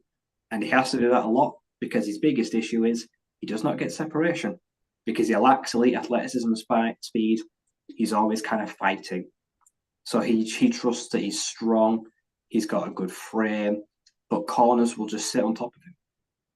He can't get beyond guys. That's why he doesn't score touchdowns. Receivers will give him a cushion. They'll sit on top of him, knowing that he can't always get past them, and then they just break on him. So he's got to force a missed tackle. He's got to hope they don't undercut or jump his route and take the ball out of his hands. A lot of them haven't, but the fact that they can kind of play into his hands a little bit, that does hurt him. He does not have the top gear. He doesn't have the best speed. He can't rely on that. So he does have to rely on good, crisp route running and his strength to win outside and in. But he's a very well-rounded prospect. He offers a little bit to everything. He can go on crosses. He can go deep. As he can run the posts, hitch. He can force a missed tackle. He's hard to bring down. He's a do-it-all guy. Is he going to get you 17, 18 yards, touchdowns in the season? No. Might get you 5, 6, 7. Could he get you 1,000 yards? Absolutely in the right offense. Like I say, he's proven that he can be a quarterback's best friend even when things don't go well. And I feel like he's got very big upside and the floor is fairly high. So I don't think you have to worry about him. So I feel like he's someone I'm definitely interested in Detroit if we do for a third rounder, or if we trade back, one of our third rounders is there in the fourth round. He's the kind of guy I will learn to. He doesn't have to sit as long as other guys in the draft. He can make an instant impact. And I feel like that. I like that about him, that he'll be a fast learner and that he's played in a good pro-style offense with a good quarterback in Brock Purdy who helped him. And like I say, he had 4 years there, so he's experienced. I think he'll be nearly 24, something like 23 in 4 months. So he's experienced. He's not one of these young kids. So he's got a lot of experience, a lot to offer. So I feel like he's going to be one of the best rookie wide receivers out of the class in his rookie year. If he lands in the right place, could get 40, 45 catches. Like I say, how many targets, I don't know, but he's got fairly safe hands.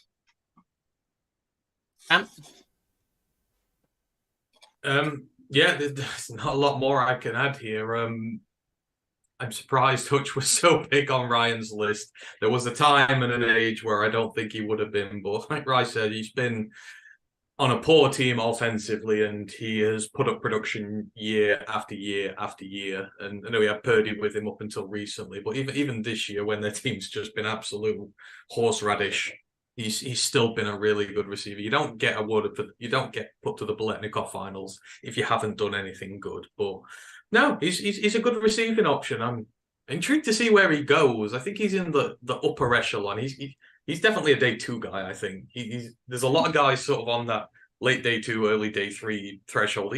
I think he's certainly well within day 2, and he'll go sooner rather than others. Is he the guy for us? Maybe. Iowa State, it's a very physical system. You've got to do all the blocking, you've got to do all the bits there. But yeah, there's not a great deal more I can add about the player. But yeah. He is 102 on the big board at the moment, so you could pick him up in comp pick day 2 territory at the moment, according to that. But, All right, and you're up. Oh, right, yes. Okay. I did forget. If you're looking for comps, someone said Justin Blackman, someone said Robert Woods, and someone said Jacoby Myers. Woods is good because, as you mentioned, Robert Woods is a nasty blocker. So Xavier can block, which we will like. Okay. And then moving on to mine, talking about guys who can block, we are on to my draft crush of the last 6-7 months. He has always been there, and he will always be there, and I will be demanding we draft him till the end of days. Of course, I'm talking about Puka Nacua, the wide receiver from the Brigham Young Cougars, otherwise known as BYU. He is 6'2", 205 pounds, finishes off his collegiate career, goes 108 receptions on 155 targets, 1,749 receiving yards, 14 touchdowns, started his career, been in 4 years, had 2 years at Washington. They did not use him, so he transferred to BYU, where he has been a lot more successful. But I'm going to say some statements here and may disagree, but I'm just going to come straight out with him. You will not find a tougher, more competitive receiver in this draft anywhere.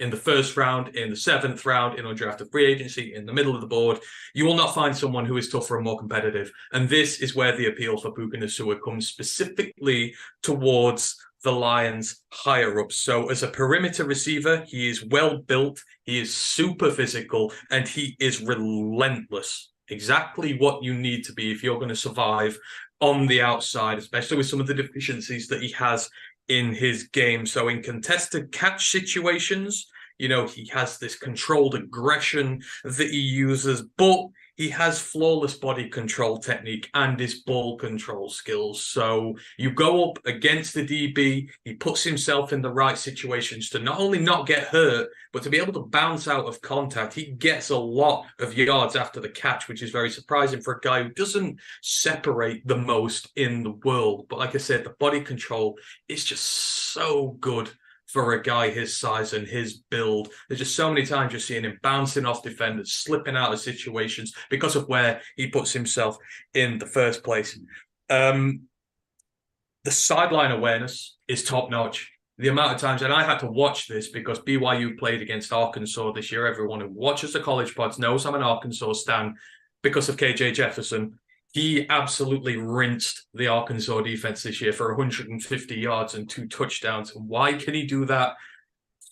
gets on the sidelines, and he just has an innate knowledge to know where it is. He maximizes every inch of space to give himself areas to make the catches. And Arkansas secondary is good. There are multiple NFL draft picks, either this year or in future years, who are in there.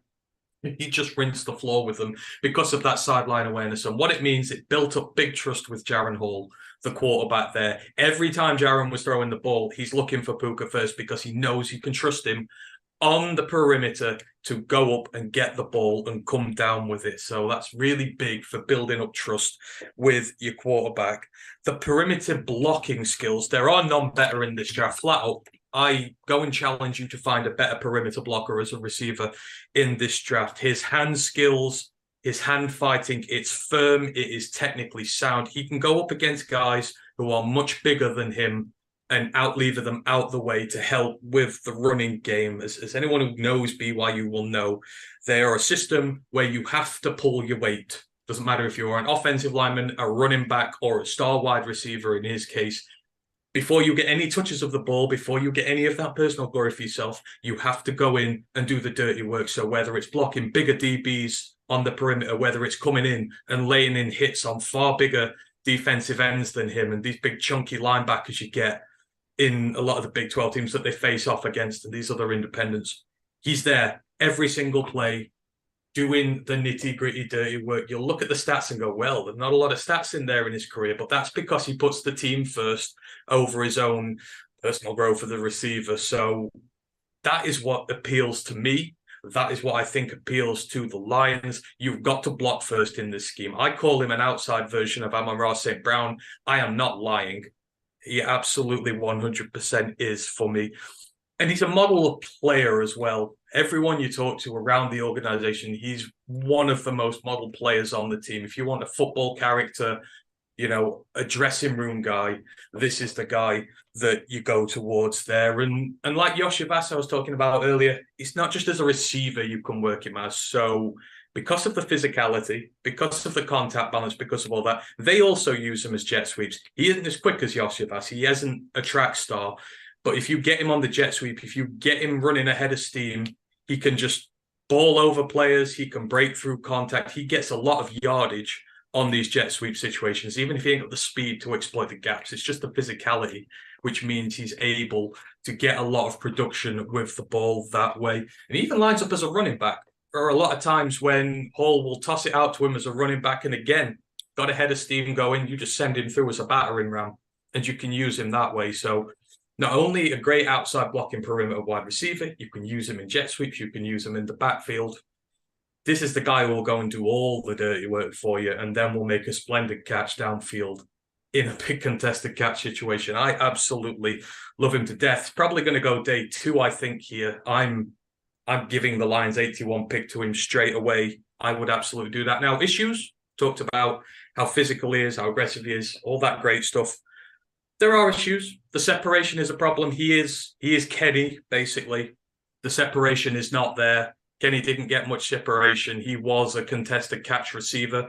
All I will say is Puka is a lot better at protecting himself from injury, as I've already mentioned. Kenny wasn't. Kenny just kind of threw himself in there, come what may, a little bit rashly in some cases, especially with his last year. But the separation is not there, but I don't think it's really a problem. Where he does really struggle, the release packages off the line of scrimmage. Now, the Notre Dame game they played against them this year, they absolutely nullified him. He did not have much of an impact in that game at all, and it was really noticeable compared to the others because they crowded him at the line. They've got some really good DBs there, and if the release package ain't right, and for a guy who's really aggressive, I know it seems surprising that he would struggle, but if he can't get the right release, he can be kept a little more quiet. So that's something he's really got to work on. If he can get that right, the sky's really the limit for him. But the minute is a problem that has got to be worked on there. And his angles while running his routes.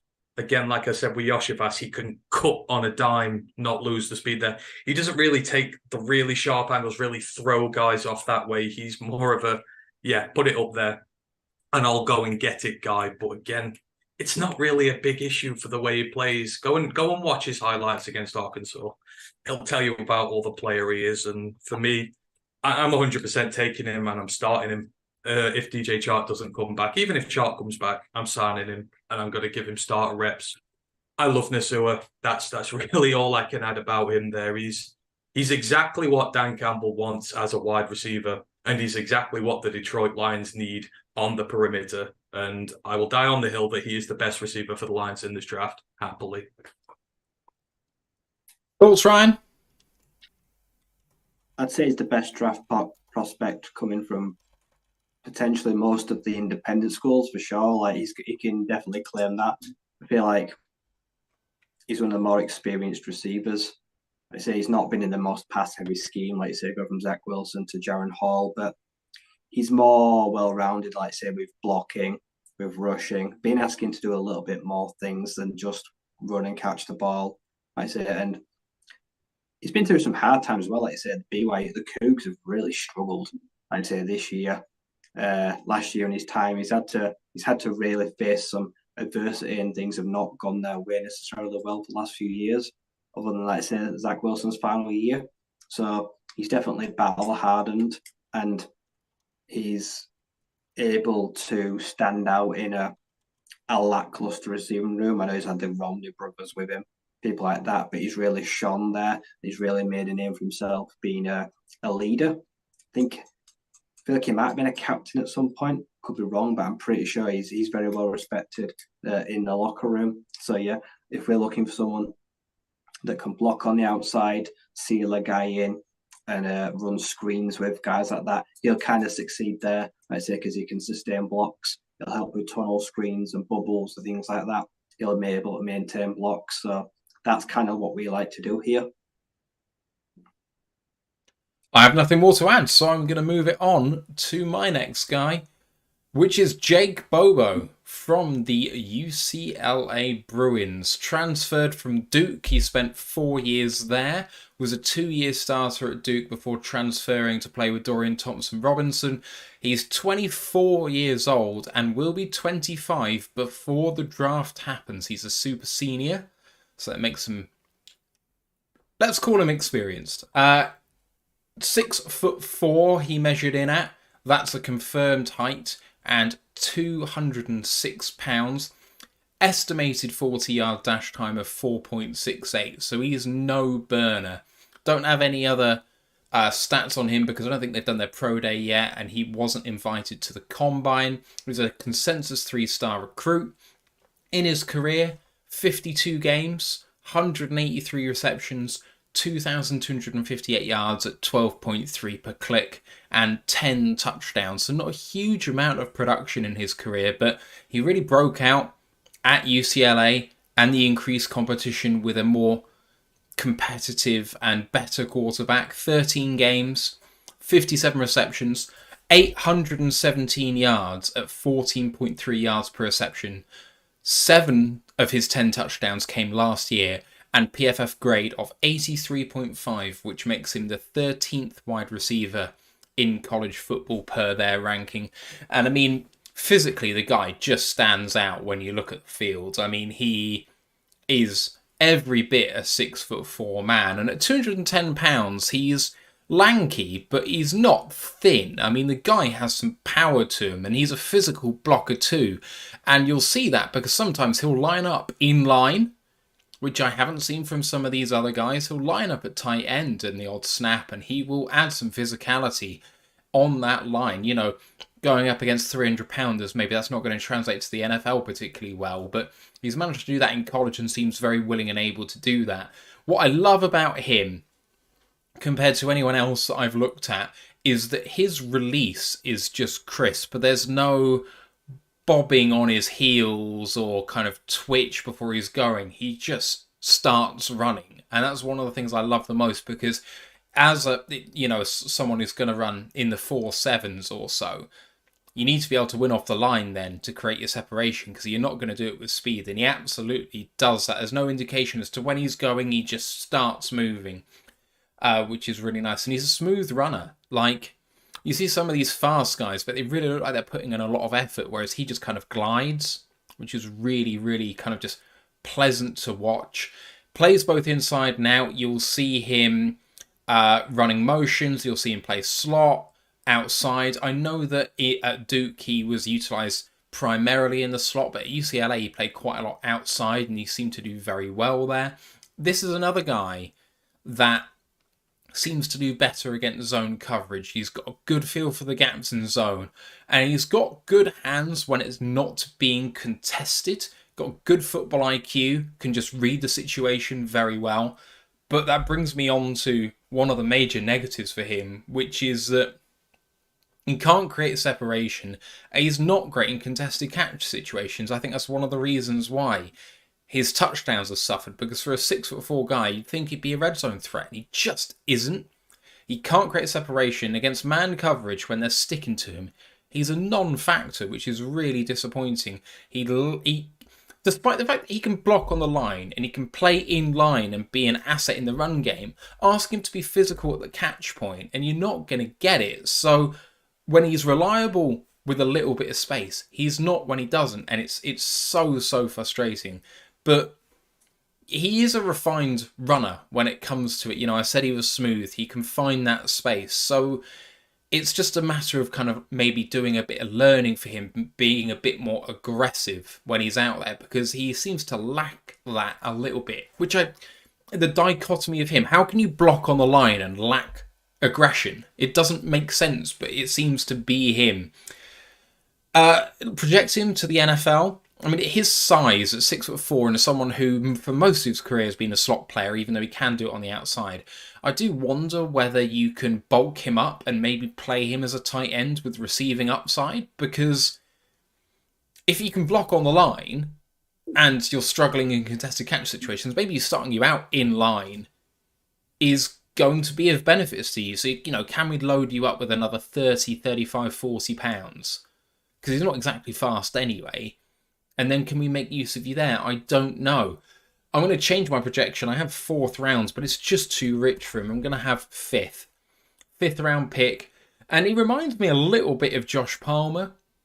Just like criminally underrated as a draft prospect. I know I seem like I'm quite down on him. I'm annoyed at him. I'm not down on this guy. I think he's a very good wide receiver. I know that so one of the games I watched was against Arizona State, and he had a very, very good game against Ryan's boys. It's disappointing. A lot of receivers did. Yeah, well, he's someone that I'm disappointed by because I have such high hopes for him. He's got the physical build to be an absolute nightmare for DBs out there, and he's not yet. So he's a multi-year project.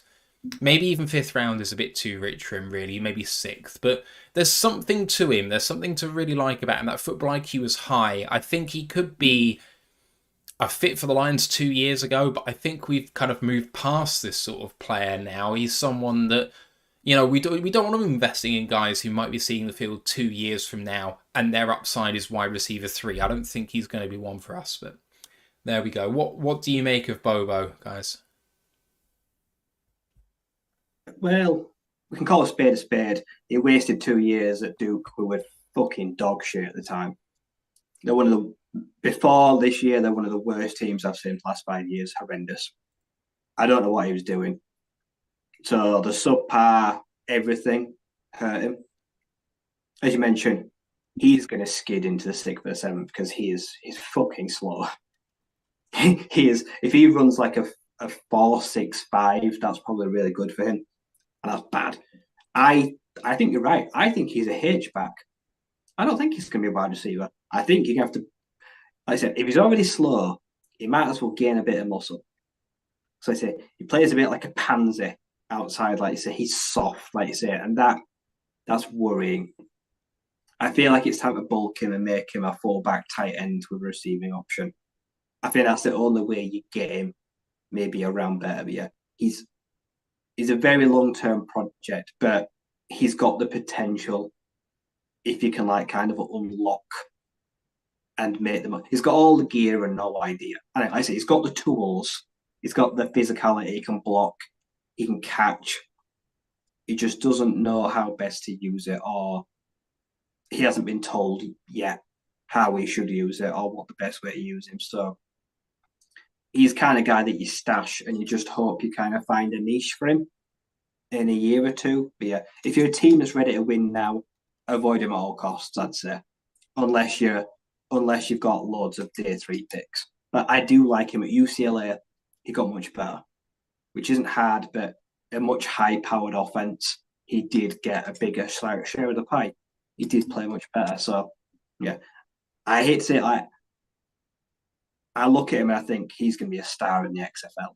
He's going to, like Sal Cannella, like he's at like the Breakers. He's kind of going to be like a star, like Hakeem Butler.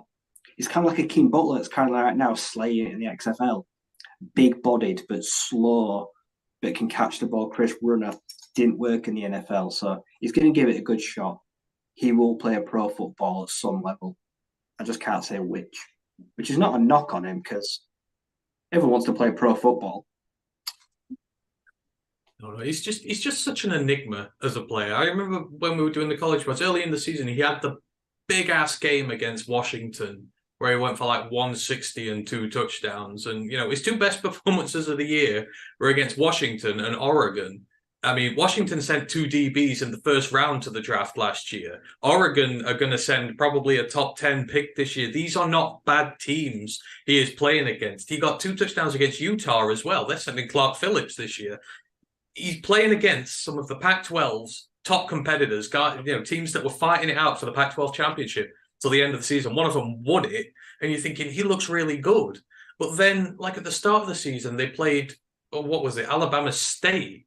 He was awful. They played Bowling Green, Pittsburgh, really bad teams, and he did nothing. And it's like, well, who do you want to be? Do you want to be the guy who plays and rips up Washington, who provide, like I say, NFL level talent on that defense every single year, or are you going to be the guy who can't get a catch against against Alabama State from the FCS? It's in there with this mismatch. It's inconsistency. You like the good games, but then the bad games are really, really bad. And he should have been able to flourish in that offense. DTR's thrown from 1,000 miles this year, and ran as well, but yeah.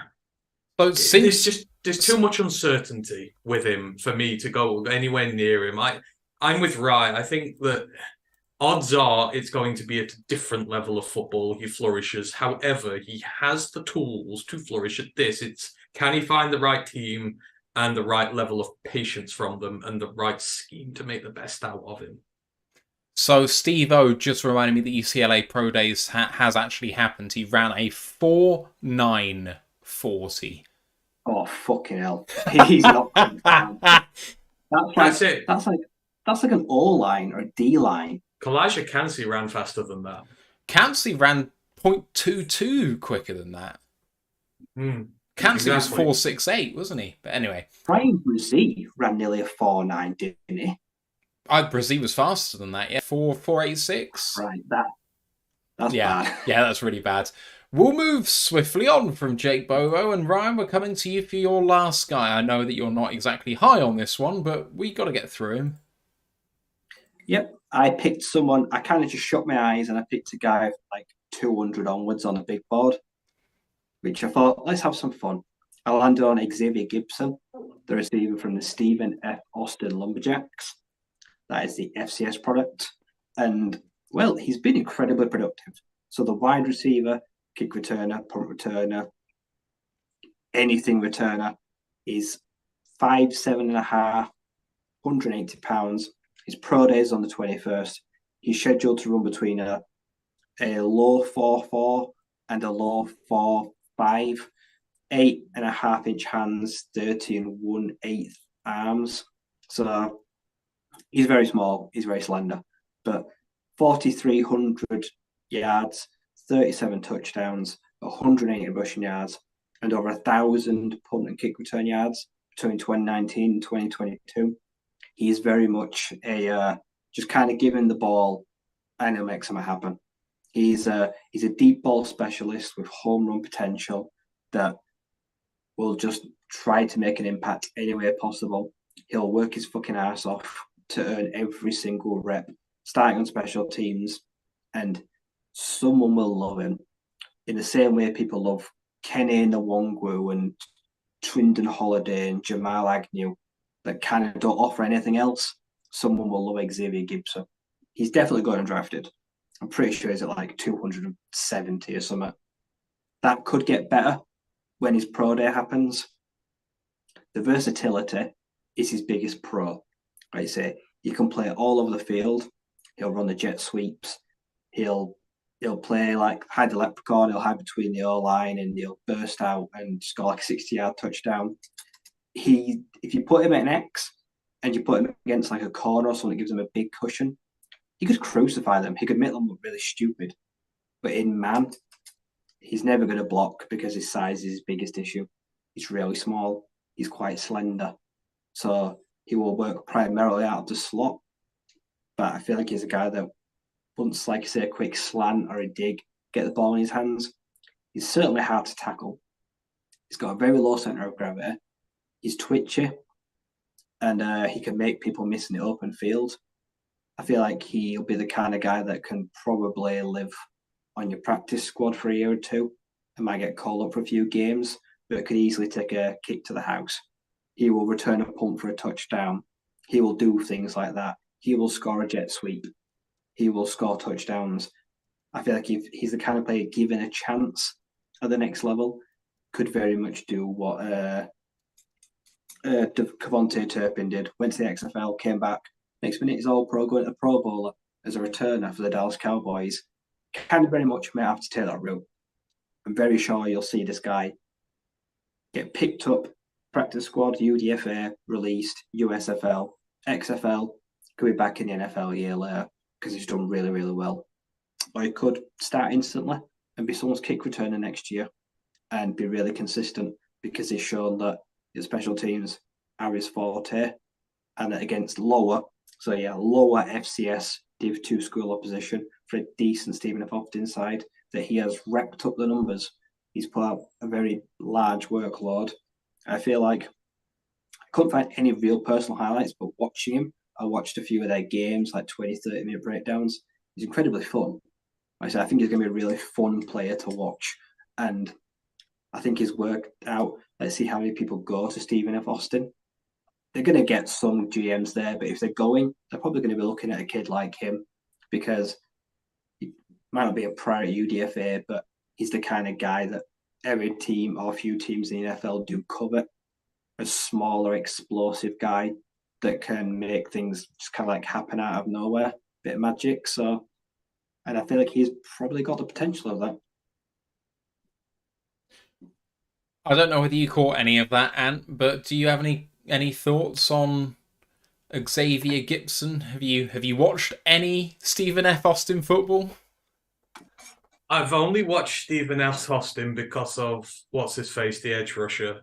I can never remember his name. You know which one I'm on about, right? Don't you? What's his name? They've got a really good edge rusher in the draft this year, Stephen F. Austin. I can't remember his name off by heart, but I've only watched him. I've not watched the receiver himself, so I can't add a great deal to that, unfortunately. That is not part of my college repertoire. I'm going to have a look and see whether I can find your Stephen F. Austin edge rusher, B.J. Thompson. That's it. B.J. Thompson. Yes. He is a guy to watch people this will year. Go to their pro day at least. People will get eyes on him. B.J. Thompson is a legit threat in the draft this year. If you want some kind of really freakishly good developmental edge player, which the Lions don't need, he should be top of your list. So, all right. And we're coming to your last guy now. If you are going to be okay, that's fine. I can just. That's okay. It's okay. This is a person who I have seen requested by the chat more than 3 times since we started without prompting because they don't know who we're profiling, and you managed to pick what might be some people's biggest draft crush as far as I can tell. So who are we going for? Sorry, my notes are all over here. So I'm finishing off with a guy this guy started off the season really well and I was following him a lot, and then he just kind of fell off the radar because these things happen. It wasn't really until we agreed to do this, and you put the list of guys up, I thought, you know what, I'm going to go back and have a look, and I actually ended up, I did like him at the beginning of the season, and I kind of reaffirmed my love for him here. So it's Bryce Ford-Wheaton. He is the wide receiver from the West Virginia Mountaineers. Let's say mountain men, I don't know why. He is 6'3", 224 pounds. He has been at college, specifically West Virginia, a very long time, 5 years. At this point, he finishes off with stat lines. He had 143 receptions for 251 yards, 1,867 receiving yards, and 15 touchdowns. Now, why, might you ask, because he had such little production in a career where he has been going for 5 years at the same team?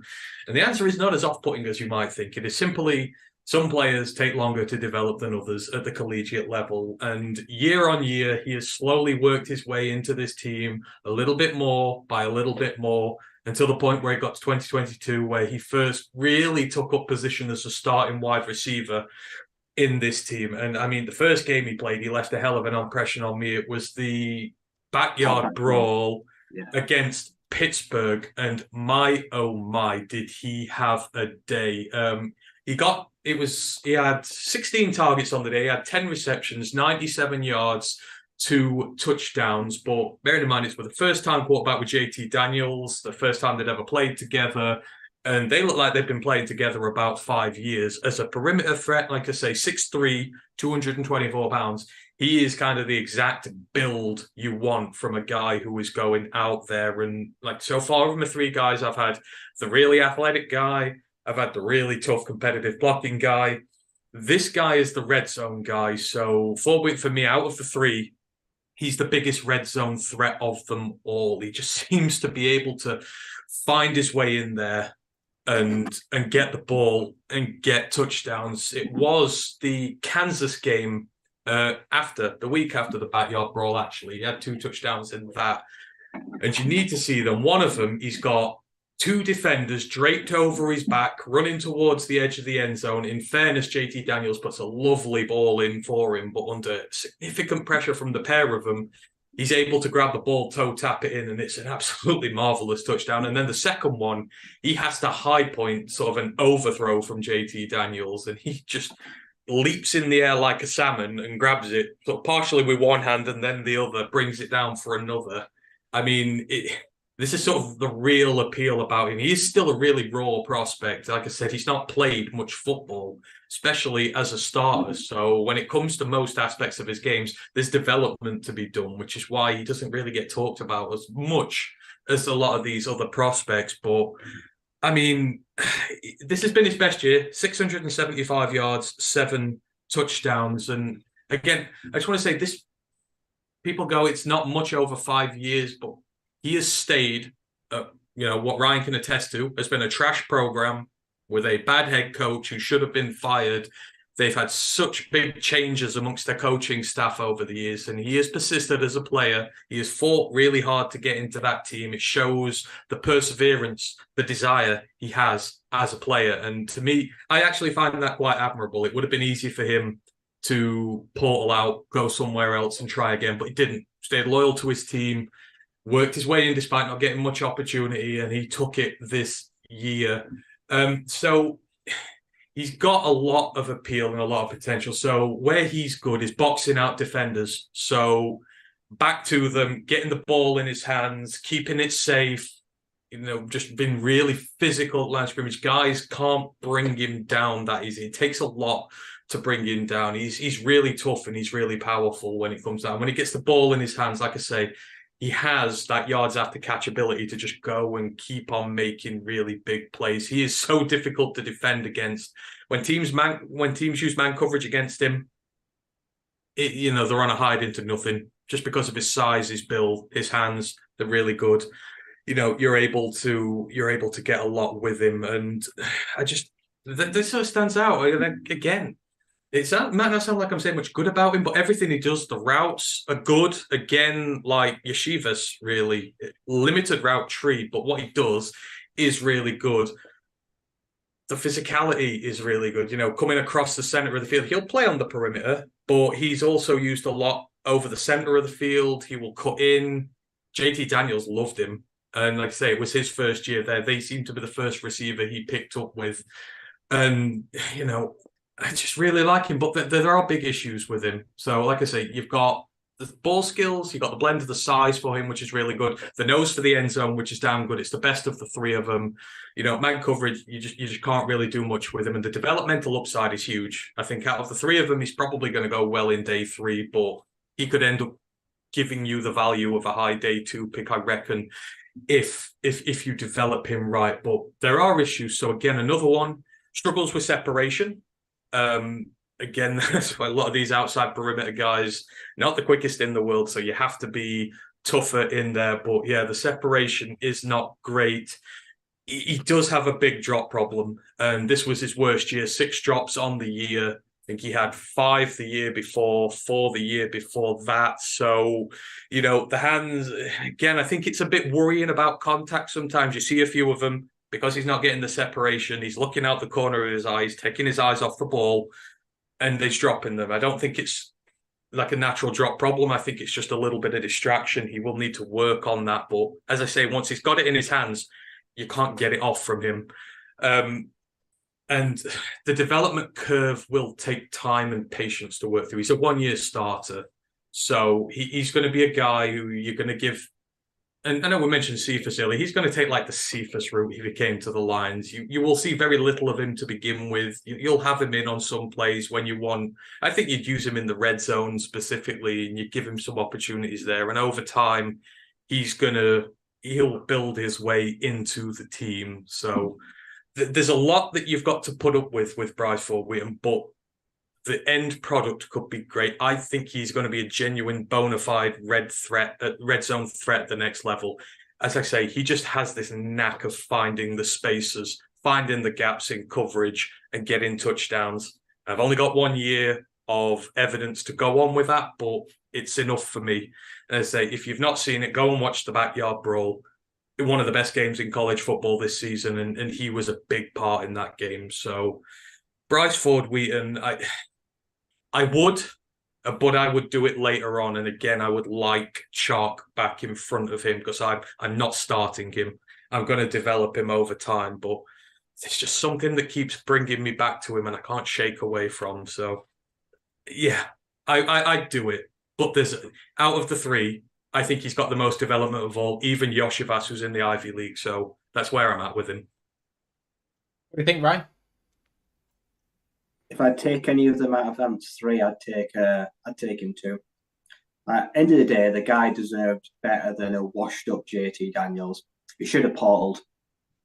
He has been in a Dr. Jekyll, Mr. Hyde pit team for a few years now that has been really good, but also been like really bad and shit the bed and blown games he shouldn't have done. So he's stunted his growth.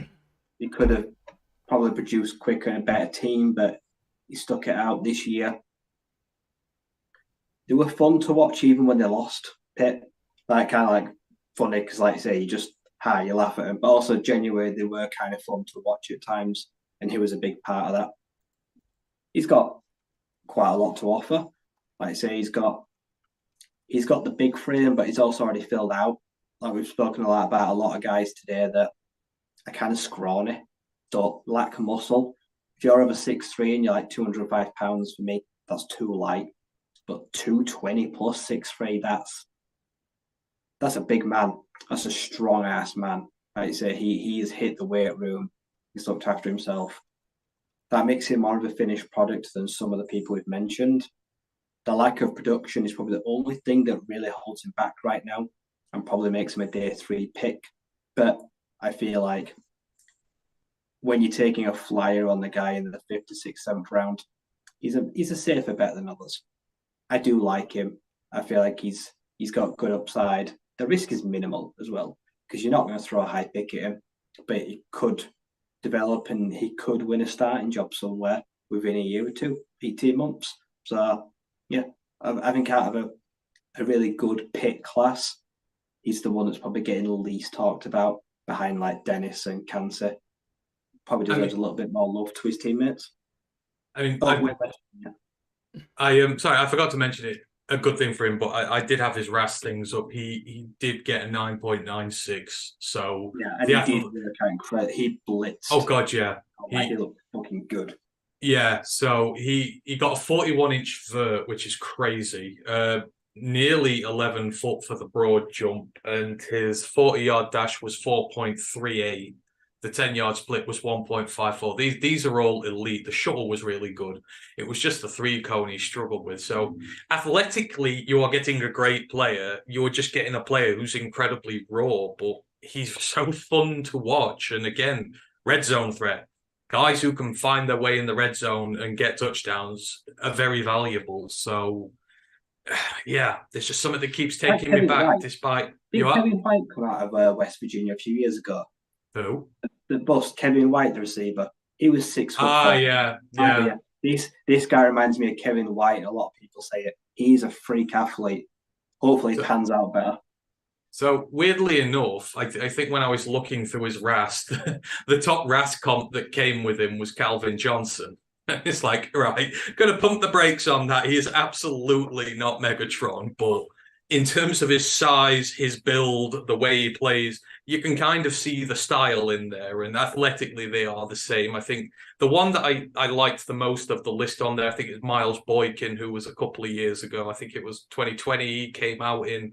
I think he's kind of more that, but I think he will be very good in 2 years. But just you're going to have to take your time. But West Virginia was so fun to watch this year, and he was again big part of that because outside threats they can change games for you like that. 252 on the big board. Perry Ball asks whether you think that he's kind of like Kenny Golladay. Would you say that that's a fair comp? Nasua's more like Golladay. In fact, I'd say Nasua is basically Kenny.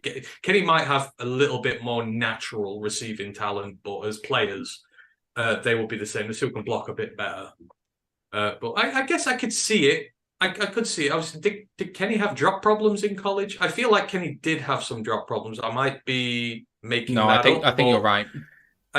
So I could get on board with that. He might be like that. Obviously, he's not going to go round 3. I think we got Kenny, but I also don't think he has the contested catch ability that Kenny had. His was just elite, but yeah, I could see it that way. But I think Nasua is more Kenny. Fair enough. All right, let's move it on to the last one we're profiling, although we'll talk around the subject afterwards, with potentially someone in the mix to be the first wide receiver off the board, which is Quentin Johnston from TCU Horned Frogs. 6'2" and 6'12". Is it 6'12"? I don't know what the measure is in Bloomin' Imperial, but yes, 6'2.5". We'll go for that. 6'2.5". He's 208 pounds. His 40-yard dash is estimated to be about 4.4 flat, but he hasn't run it. He didn't run it at the combine. The pro day for TCU was 10 days away. His explosion was elite, though. 40.5-inch vert was second among wide receivers to Jalen Hyatt, and 11'2" broad. So extremely explosive. 4-star recruit out of high school. His career, he hasn't played many games. Only 30 at college. 115 receptions. 2,190 yards. 19 yards per catch. And 14 touchdowns. But really had a breakout year this year. Half those games in his career came in 2022. 14 games. Over half the receptions with 60. 1,069 yards at 17.8 yards per catch. And 6 touchdowns. And I mean, what's not to like about him? Long, strong, fast, and agile. He has home run speed. He just leaves defenders behind them, but he's a really physical guy too. It takes multiple defenders to stop him. When he gets slowed down by 1 and 2 and 3 try and haul him to the ground, he just stands there and they just try and haul him over, and it's like, God, the fortitude that this guy has is absolutely exceptional. He's a really clean catcher of the ball. Catches with his hands well, no body catches there. Kind of pulls off some of the circus catches really, really well. And he runs routes really hard. So like when he comes out of his breaks, you can see quite how much effort he's putting into every single one, which is something that I really like as a trait. And he's versatile too. He can play inside or out. He takes QB pop passes when he's coming in motion behind the formation. He can play running back. He can do it all to great effect. And the mixture of being both quick and fast is just deadly. So he can get up to top speed very quickly, and the top speed is very, very fast. So that's good to see. And a crisp release off the line against off-man coverage. Talking about weaknesses, in press man, he can get held up a little bit, and that's a bit worrying because he didn't see that very much in college. But when he did see it, maybe because he wasn't seeing it very often, he seemed to struggle. He let DBs get in his grill, and he couldn't really get away from that. So that does temper my enthusiasm for him a little bit. And the biggest weakness for Quentin is a massive lack of consistency. I was going to say a lack of inconsistency, which would be funny. Massively inconsistent. If you have a look at all of the games that he's had in his career, he has several games, 6-7 games out of his 30-game career, where he's completely destroyed a team on his own. Like, he just takes them to the cleaners by himself. Watching, by the way, TCU and watching Quentin do his work, you can see why Max Duggan struggled in the All-Pro circuit. He's not a good quarterback. Like, he's got internal fortitude, Duggan. He wills his teams to victory, but he puts them in bad spots because he's just not a good thrower of the ball. And Quentin really bailed him out in some circumstances where it's over or under throwing it, and Quentin really adjusts to that well. But apart from these 7 or 8 games where Quentin is destroying teams by himself, he's a non-factor in games. Like, he goes missing, and you just don't even notice that he's there. And so I'm watching this guy going, well, this is just clearly wide receiver 1. Must be, because look at him. He just jumps off the tape. You watch a highlight package of this guy, and you're like, well, clearly this guy's a top 5 pick. And he's gonna, he might be the second coming of Megatron. And then you actually watch a bit more than the highlights, and you're like, I mean, maybe, if he can do it 10 games in every 12, but my God, man, a quarter of your games you're a world beater, and 75% of them you're nothing. Why? What is it about you that means that you just turn it on when you do, but otherwise you don't? He's got a big learning curve in terms of just becoming more consistent and putting the same thing on tape every single day. Now, that could just be a young guy who hasn't quite found the right formula yet and then just kind of comes across it every now and again. He stacked a couple of good games together in the middle of last season and, was a big reason why TCU went to the championship game. But if I'm going to be taking a guy top 5, you got to be doing that so regularly. And it's why, even though I'm putting a first round projection on him, and I think he will be a top 15 pick when it's all said and done, I'm reluctant for the Lions, even though he's the prototypical example of what we need. And even though there's a dearth of talent of people like him, I'm worried that we'll put him out there and he'll go missing. It worries me big time. My comp for him is Terry McLaurin. He plays the game in a very similar way. Other people have tried to comp him to any number of people like AJ Green, DeAndre Hopkins. I just don't see it. He doesn't bully people like AJ Green. He's not quite that big and tall. He's a very physical guy, but he's not quite that physical. And he's not quite the technician that DeAndre Hopkins is. But he's like a kind of nice little mashup of the two. He's very good underneath, like Terry is. He's a great boundary receiver, like Terry is. He's a good catcher of the ball.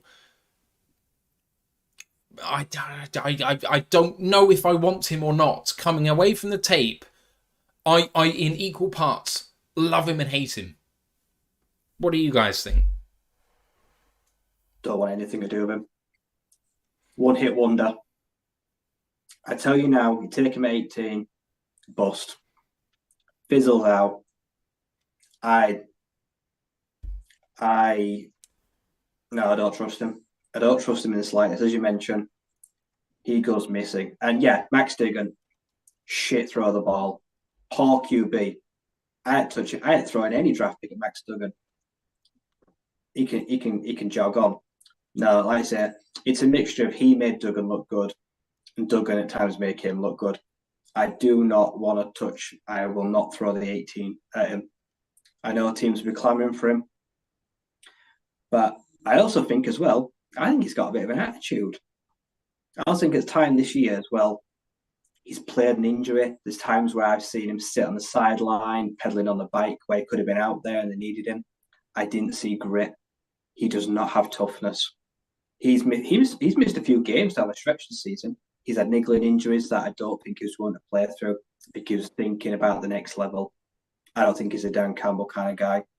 I think he'll make OBJ kind of styles of catches, like it's sailing out the sideline. He'll stick a mitt out and he'll snag it.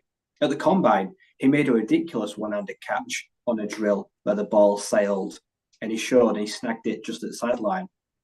But then he'll drop a slant route because he's lazy or he takes his eyes off it or he's too quick to look up the field. I need more consistency from a first-round receiver that I think he can offer me. Like a JSN or an Addison or a Zay Flowers. I am not that high on Quentin Johnston. I know he looks like what Des Bryant should be. He looks like the X. But he scares me, yeah. He worries me. If he's that good, he should have been doing it better than TCU. Because before this year, they blowed. And Max Duggan has always been cheeks. He should have been at a bigger, better school if he is the second coming of Julio Jones. Oh, I kind of feel like I'm backed into a bit of a corner here. I'm going to flip it and say he's the best receiver in the draft. Period. He's the best receiver in this draft. I really love him. And I think it's hard. I mean, I know you say he's inconsistent, he goes missing. We've got to take context into consideration here. One, as Ryan said, he's got Max Duggan throwing to him, who before this season was more known as a running quarterback than one who can throw the ball. Two, on that TCU side, they are good, but they are not great, especially in the receiving core. That there's him. I think the next guy had about 500 yards. He had 1,000-yard plus season despite having injuries. He still managed to get that. The next guy got like 500. He's undisputed number one there. Opposition, they're looking at him first. He is the first guy that they're going to, and they're trying to take out the game. And three, you've got to factor in that later in the season as it went on, the real pressure of becoming potentially a playoff team was burdened on TCU. They're trying to fight for the Big 12 title. There's chatter they might get in the playoffs. There's a lot of pressure on that team, as we saw in like the game against Baylor when it was a walk-off field goal. And it wasn't even walk-off. They had to hurry up and kick the damn thing because they didn't have any time to stop it. You could see the pressure that was mounted on that team. And, he started slow. I don't think he passed 50 yards in the first 4 weeks. He didn't go below 50 for the rest of the season. There might have been one where he got like 49. But he was consistently good after then. Got production. He is a big part of how that offense works. And even if it's not him catching the ball, it's him stretching the field so Kendre Miller can run the ball better, DeMarcado can run the ball better, Duggan can run it, and for other guys to get open and make plays. He's a huge part of that offense, and he is physical. He gets up for the contested catches. He makes big splash plays. He has the speed to do it. And most importantly, if I'm going for a guy that high, I want him to make plays in big games, a big game player. And there was no bigger game that he played than when they played Michigan in the semifinals of the college football playoffs. 41-38, Michigan were steaming back into that game, and we all thought TCU were done. And what was it, a 3rd and 8? Duggan dumps it off. Quentin Johnson has to run back to grab the football, turn round, upfield, makes a guy completely and utterly miss. I think it was the one everyone's raging about, DJ that quarter. Turner. He sent DJ Turner to the next dimension because he just took him out the play completely and ran the thing about 70 yards to the house. I mean, that was the play that won TCU that game. They needed their star playmaker. Like I say, he's running back towards his own end zone on a 3rd and 8 dump off, and he gets a touchdown for 72 yards. Only special players can make things like that happen. And yes, there is inconsistency there, but the big playability is there with him. I've seen it. And it's not an easy division, the Big 12. There's some stifling defenses, and he got good production against all of them. And most importantly of all, amongst other guys like him around there, people say JSN's one. This guy stuck with his team till the end. I know we might say he was injured and that he could have been in and plays and didn't, but he went into the playoffs and he gave his everything. I mean, the Georgia game, Georgia have just nullified everybody this season. But when you look at someone like JSN who chickened out on his team because he was more bothered about his draft stock than playing in the playoffs, Quentin Johnston went into the playoffs and gave everything he had for his team. That's the attitude I want to see from my wide receiver, not, oh, I really want to play with me. I really want to play with my brothers on my team, but I can't be arsed because I'm protecting my draft stock. So I'm taking that attitude over JSN's any day of this week. So I think that he is going to be a good receiver at the next level. I agree there are issues that he has to sort, but I think he's going to be great. I think there's a lot more positive than there is negative with him. So I expect him to be the first to go off the board. I expect other teams to think similarly. I think that touchdown against Michigan specifically, and Michigan was one of the games that I did watch back. I remember watching it earlier on in the year, but I'm not actually giving him that much credit for the touchdown that you mentioned. That was, he beat one man, and we know he has the speed to get home, but he ran... How much credit do you give a guy for running 70 yards in a straight line fast? It was bad Michigan defense leaving a corner one-on-one with a guy shifty as Quentin Johnston, and then not having a safety or any relief help behind the corner. Like, Michigan's defense on that play was so bad that you beat one guy from your own 25-yard line and you're scoring a touchdown is not really a position you want to be leaving your defense against when you're facing someone of QJ's caliber. Now, I'm not saying I'm not giving him credit either, but for a 75-yard touchdown, it wasn't the hardest one I've ever seen, if you know what I mean. No, I don't. He's on his route. His quarterback underthrows it. He has to change his route halfway through to go back and catch the damn thing, turn round. He doesn't even know where the cornerback is, and he still makes him. You are really you're really devaluing that play for him. He has to break off his route and go backwards. He has to adjust mid-run and then do it. And then he has no idea where the coverage is. And he still gets past the tackle. I think that's very disingenuous to frame it that way. But even so, it wasn't the only play made that game. He had 180 yards in that game. We don't even have to take that into account. He torched that team. I mean, absolutely torched them. And people are saying, oh, there's several Michigan secondary players who could get drafted this year or next. It's a good unit. And he absolutely laid waste to them. He was the reason they won that game, with or without that play. But the adjustment and the ability to make that play and the situation they were in is a really good play. I do think that on the side, so I disagree with Ryan in terms of the injury. I saw where he got injured. I saw the game that he got injured with, that ankle problem he had later on in the year. I believe it was a legit injury. I saw him trying to come back and struggling on it. I think I saw him go out there when he was less than fit. So I don't think it was a matter of he's fit enough but couldn't be asked sort of thing. I did think he tried to play through it, and I did see it affect him. It's just the inconsistency for me. Why does he go missing in some games? Because if he can be the player that played against Michigan or the guy that played against Kansas earlier in the year, he'll be the best receiver in the league. Like, that's his ceiling, is best receiver in the league. So, I mean, I'm willing to gamble on that upside. And the thing is, with Amon-Ra St. Brown and JMO, you don't need him to be a consistent player. You need him to have the home run ability, and as Ant has adequately told everyone, he definitely has that, and he does. So I think I'm probably willing to take a swing on him at 18. It's whether he's there or not for me, which is the biggest question, because I think he could go earlier. I mean, I guess the other thing is, there are, in a wide receiver class which is poor, there are 4 or 5 guys that could go in round 1 for wide receivers. I mean, maybe not that high, but you touched on Jackson Smith and Jigba, and let's go to him in just a second. But you've got, Downs could get up there. Addison's been there all along. You've got Hyatt, who could find himself up there. Rice has been mocked up in round 1. I'm sure I'm forgetting a few other players. Zay Flowers, Ryan's mentioned before. You've got, so Boutte has fallen a long way, but he was once upon a time. He's a day 3 pick.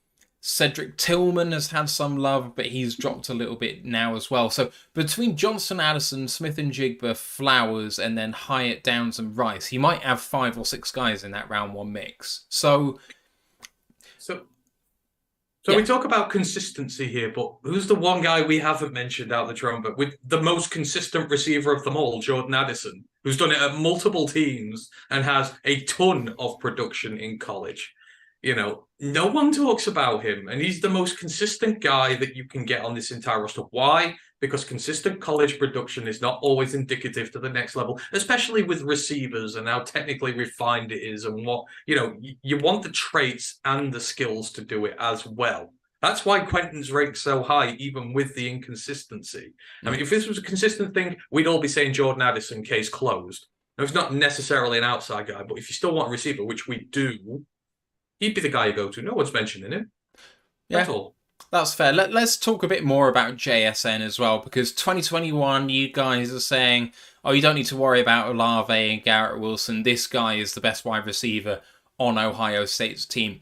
The PFF grade backed you guys up, despite the fact that you guys, I'm sure, won't have even looked at that because you don't worry about that sort of thing. And the tape is king. And he was absolutely a magnificent 2021. Only played 3 games in 2022. Big problems with injuries, as Ant said, kind of quit on his team down the stretch, which is not exactly an endearing trait. Having said that, ability exceptional. I mean, that shuttle time, let's see if I can find it now. I wasn't going to speak on it, but where are you? I can't see him. Hang on. This is good podcasting. Hang on. Smith and Jigba, 3.93 20-yard shuttle. Like, that's otherworldly. You did not have another receiver be quicker than 4.15, 4.12. You didn't have anyone else test at the combine quicker than 4.12, and he was 3.93. He did a 6.57 3-cone. I mean, the guy's 6'1", 196. He's got small hands at 9 inches. He's got a small wingspan, a small arm length, I should say it, at 30.5.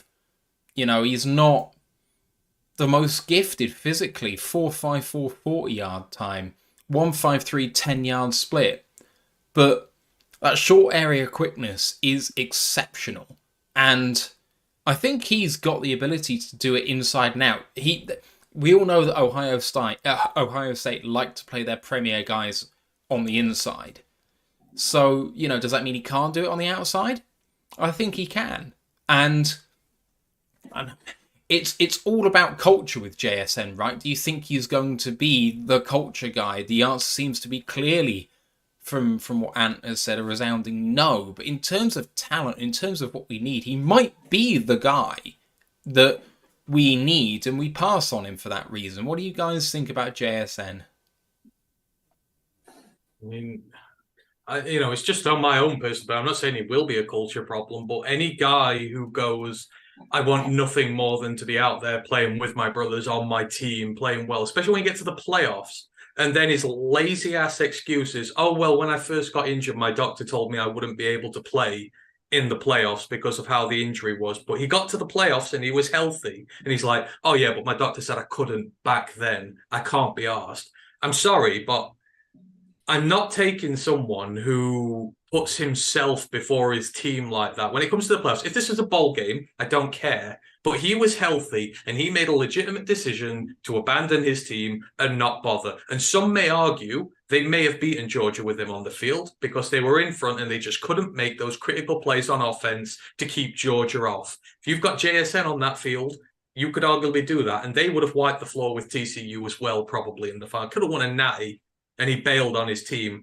And I'm not going to take that. You look at guys like Nasua in the third round, he throws his heart and soul into every single play, just puts his body on the line. That's the kind of guy you want. That's what Amon-Ra does here. Sure, it's what Jamo will do here going forward as well. Those are the kind of guys I want on my team. I don't care if he's got the talent there. When the situation comes and the Lions need is big and he thinks he's got something more to gain for it himself, he's going to choose himself. And I'm not going for that. I'm not. The player is really good. Me and Ryan rightly said last year he was one of the best players on that roster and he's really good. But he has coasted off his reputation from last year. He's been injured. He's not been healthy. And then he just decided to quit on his team. So, no, not in the slightest. Any thoughts? I mean, I think he's going to be an instant offensive rookie of the year candidate if he gets a half-decent quarterback. I think he's just that kind of guy. They say the issue with injuries, just in general, playing time and actual tape, not going back too far, is an issue. And then the prep for the draft, like you say, how long he's been in like NFL mode and kind of just like his time in college just came to an end. I feel like it just been a long time coming. I feel like he's definitely going in the top 20. I feel like he won't make it any further than that.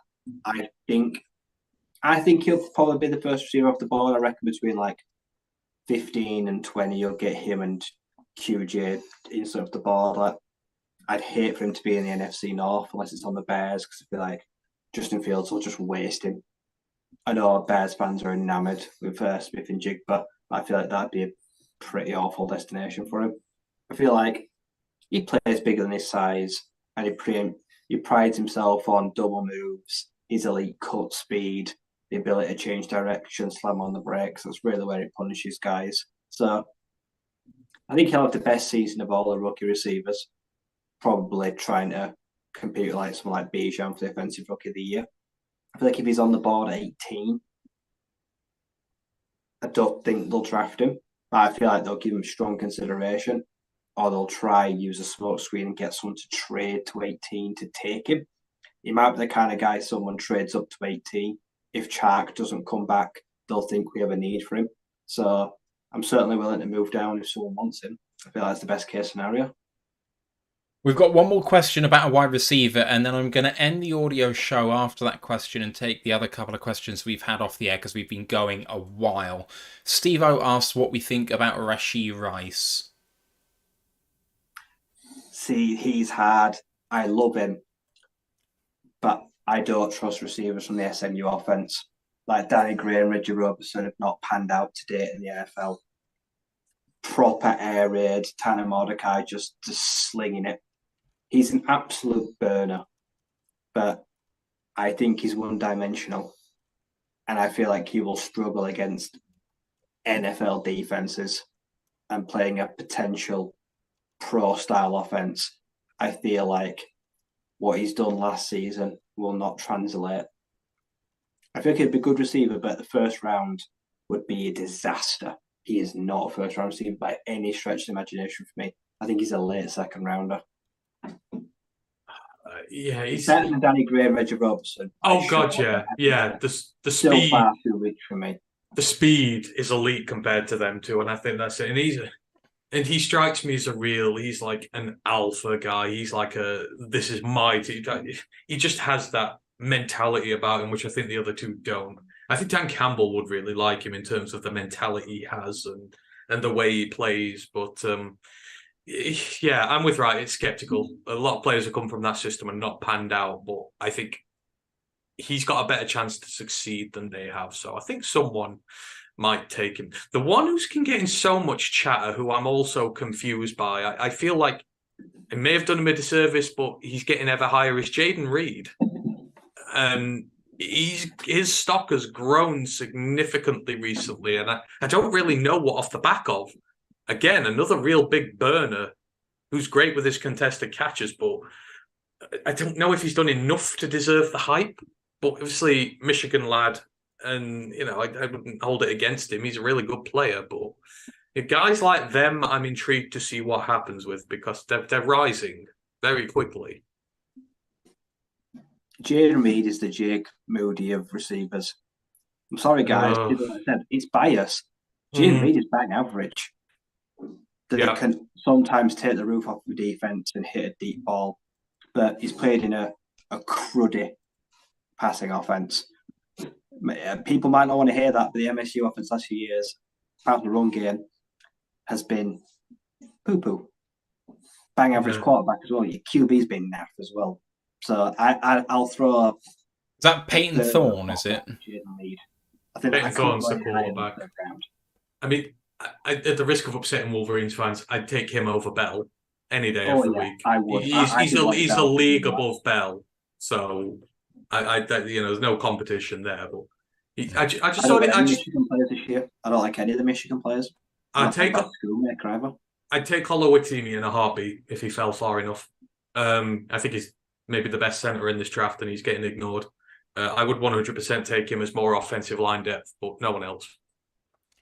All right, we've had a couple more questions, but I'm going to wrap up the audio show now and then continue for our live audience. If you want to be a part of the show for a bit longer than the audio pod, please do consider joining us live on YouTube and Twitch.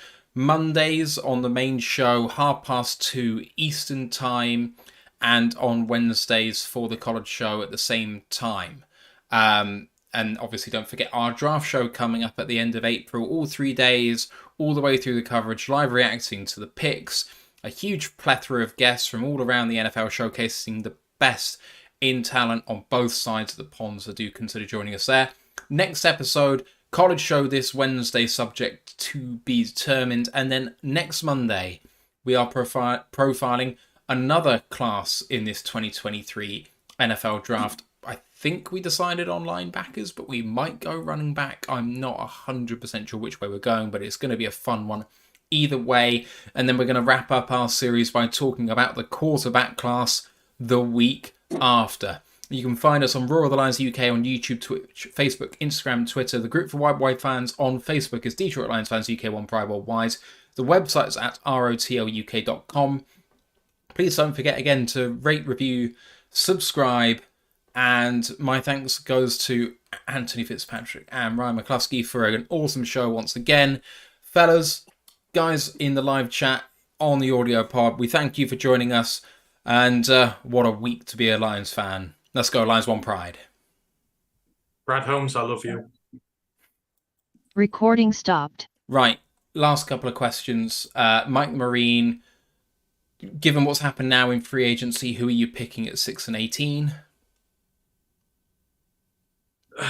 Jalen and Keanu.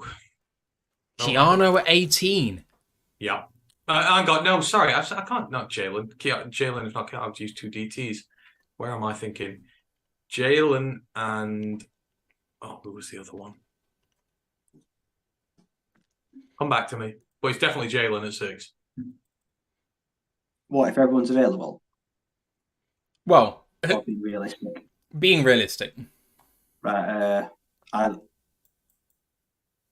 won't Will Anderson, but I feel like it'll be Jalen Carter because Jalen will be there at 18.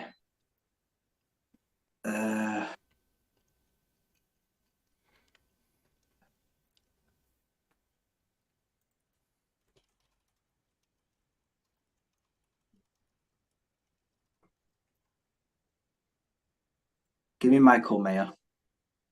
That'd be fun. Oh. No, I needed to find my tweet earlier because I tweeted it out earlier. I think a bit controversial, but I feel like that could be it could be a game changer. No, I'm going to absolutely double down on everything. I would take Jalen Carter at 6 and I would take Brian Branch at 18. our secondary would be fucking lethal. And plus, you're protecting yourself in the long run if Gardner Johnson wants a big-ass contract next year and a ton of money because you can just put Branch in. But I'm 100% taking Jalen Carter and Brian Branch at this point. And then Diane Henley. I'd go Joey Porter Jr. They are my two options. I'll still take a corner. I'm just assuming Porter doesn't fall that far. If Devon or Porter falls to 18, then I will probably go ahead of Branch. But it'd still be a DB. Okay, you guys both kind of said realistic or not. So if it wasn't realistic for 6 or 18, who do you want? Oh, we can have anybody. Well, I mean, don't pick number 1 and number 2 overall, but you both seem to think there was a difference between realistic and not. So who were you thinking in the first instance? Give me Anthony Richardson at 6. And at 18... I'm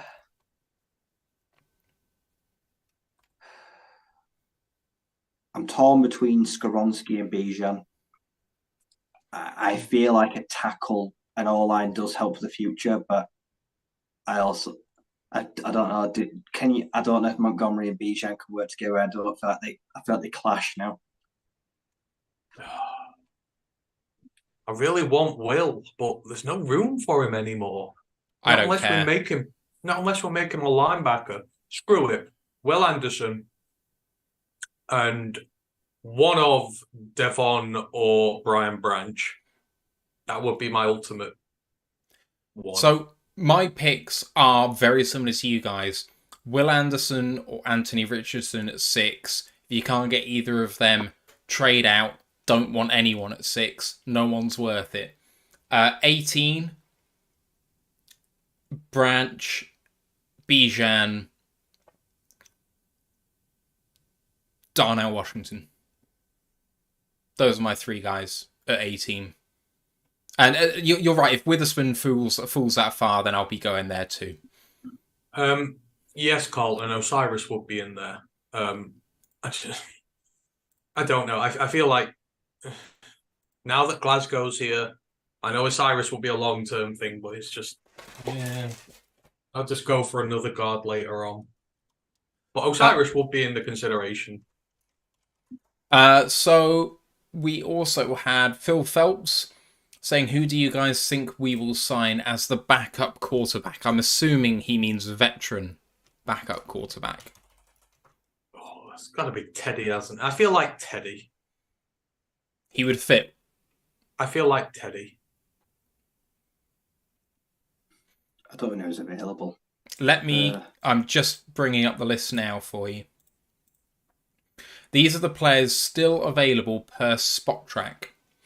Carson Wentz, Matt Ryan, Tom Brady, Teddy Bridgewater, Mason Rudolph, Joe Flacco, Blaine Gabbert, Chase Daniel, Trevor Siemian, Brian Hoyer, Brandon Allen, Josh Johnson, Nate Sudfeld, Nathan Peterman, Jeff Driscoll, Brett Ripien, John Wolford, Trace McSorley, Bryce Perkins. Jesus Christ. Teddy is like the only good option. I can see Wolford with the Rams connection. That's like a House of Horrors thing, isn't it, for quarterbacks? It's a who's who of shit quarterbacks. That's kind of like, could you imagine? That's like a haunted house. You're a franchise that needs a quarterback and you can only pick from them guys. That's like... If the Lions are truly going all out to win, then you'd go Wentz, Brady, or Matt Ryan. In case all happens to Goff and they still want to win.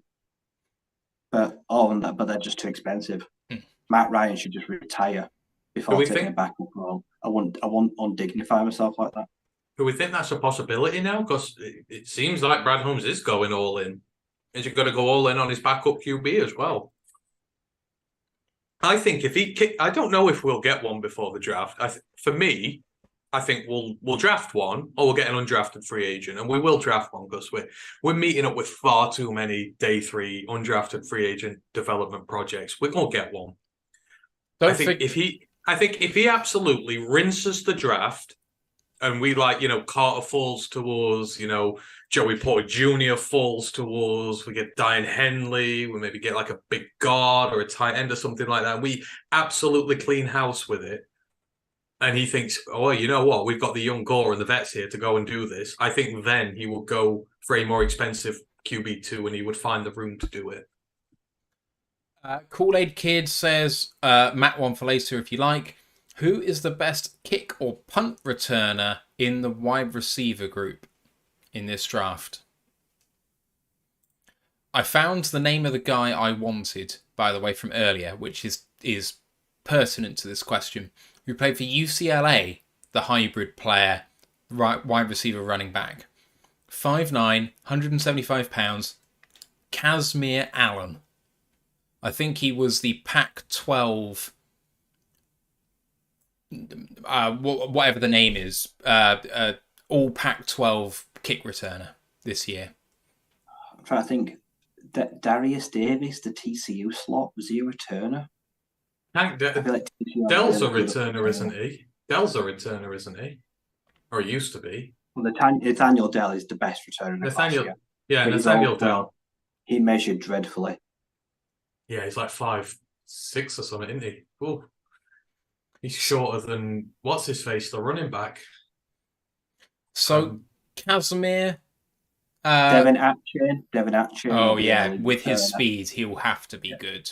I also think as well that Juice Vaughn will have to get kick and returns being 5'5". I'm just trying to think now who out of them all who would the best returners going out of all the receivers? I mean, last year it was obviously Marcus Jones. There's not a Marcus Jones in the draft this year. He had like 7 return touchdowns for Houston last season on his own. It was stupid. Dell's definitely one. Who else is in there? Who's drafted this year? I think a lot of the good ones are still staying in college. I don't think there's anyone who is. Is there anyone else? You mentioned Darius Davis, didn't you? I think so. Oh, hang on. Isn't this Marvin Mims in the draft this year? Yes. The Oklahoma one. Marvin Mims is a really good returner, but maybe not such a good wide receiver option. What about Jalen Hyatt? I know he's going to be drafted almost too high to do it, but he's a sort of guy, right? Well, he's only got one speed, and that's fast. He don't have a route tree. He's totally one-dimensional. I hate him, but yeah, he'll be a good returner. Hits the hole and goes. Speaking of, weirdly enough, Brandon Joseph's probably one of the best returners this year, and he's a safety. I think he returned for Notre Dame, didn't he? Oh, I'll tell you who could be really good. Keaton Mitchell would be. He returned for East Carolina. Yeah, and he's got home run speed. He got returned for days. Imagine he's a running back. I guess it was a receiver question, wasn't it? But it was, but oh well, who cares? There aren't many good ones this year. Let's just put it that way. If you want a specialist returner, you're going to have to maybe reach for a guy. Carlton Wood says, are we re-signing Justin Jackson or are we drafting someone on day 3? I think the answer to that for me is neither. Probably. I think we're drafting day 3. I think we're going to draft again. I mean, they were at Air Force. I'm pretty sure they'll have taken a look at Brad Roberts. He's probably going to be a day 3 pick. There's other groups who they've had in there. They're going to a lot of the lesser known pro days where a lot of the teams aren't going to with good running backs. So I think it's a possibility that you still get a guy in day 3. I think you still need one. I think Reynolds' spot should not be assured for next year. He should have to fight his way in still. You've only got Monty and Swift so far. So if they take a good day 3 running back like where Damian Pierce or where someone went last year, it would not surprise me in the slightest. And I think there'll be a lot of good guys back there. I actually do like the thought of Brad Roberts here, to be fair. He's just going to power back and, you want a yard or two, want some dirty yardage, he'll come in and get it, yeah. Right, last question here, folks. David Reinfeld69 on Twitch. Do the Lions have the room to move down and pick up more picks? Seems like they would need to get picks for next year and not this year. And I'm going to kind of, I guess, embellish that by saying potentially the idea is we've knocked free agency out the park. We seem to be struggling to fit in the talent on the roster we currently have. If we're going to trade down is it more sensible to look at 2024 as replacement for some of the guys on the roster now who are on 1-year deals, rather than picks now where the guy who might not be making it is actually pretty good? No, I want to go all in. I want to keep my picks and I want to use them. There are still a lot of holes / upgradable positions on this team. And I want all in this year. I want to stay ahead of the Bears timeline. I want to carry on going because we can't let them get on top of us. I'm going to take them all this year. Yeah, I think I'm going to go for just all in. Trade down and try and get like another third or a couple of seconds this year. I'd think I'd rather take like 2 seconds this year than a first next year, because I think I'm ready. The window's opening to grab someone elite like Jameer Gibbs or someone like that in a second. And I would just sort of quickly sort of expand on that by going, yes, we do have a good team now, but like Mosley and CJG, they're 1-year deals. So let's get the talent in whilst we've got the vets here and start building them. Let's not wait until the holes appear till we start fixing them. Let's solidify now. So I think the thing for me about this question is that I don't like a lot of the picks between 20 and 40.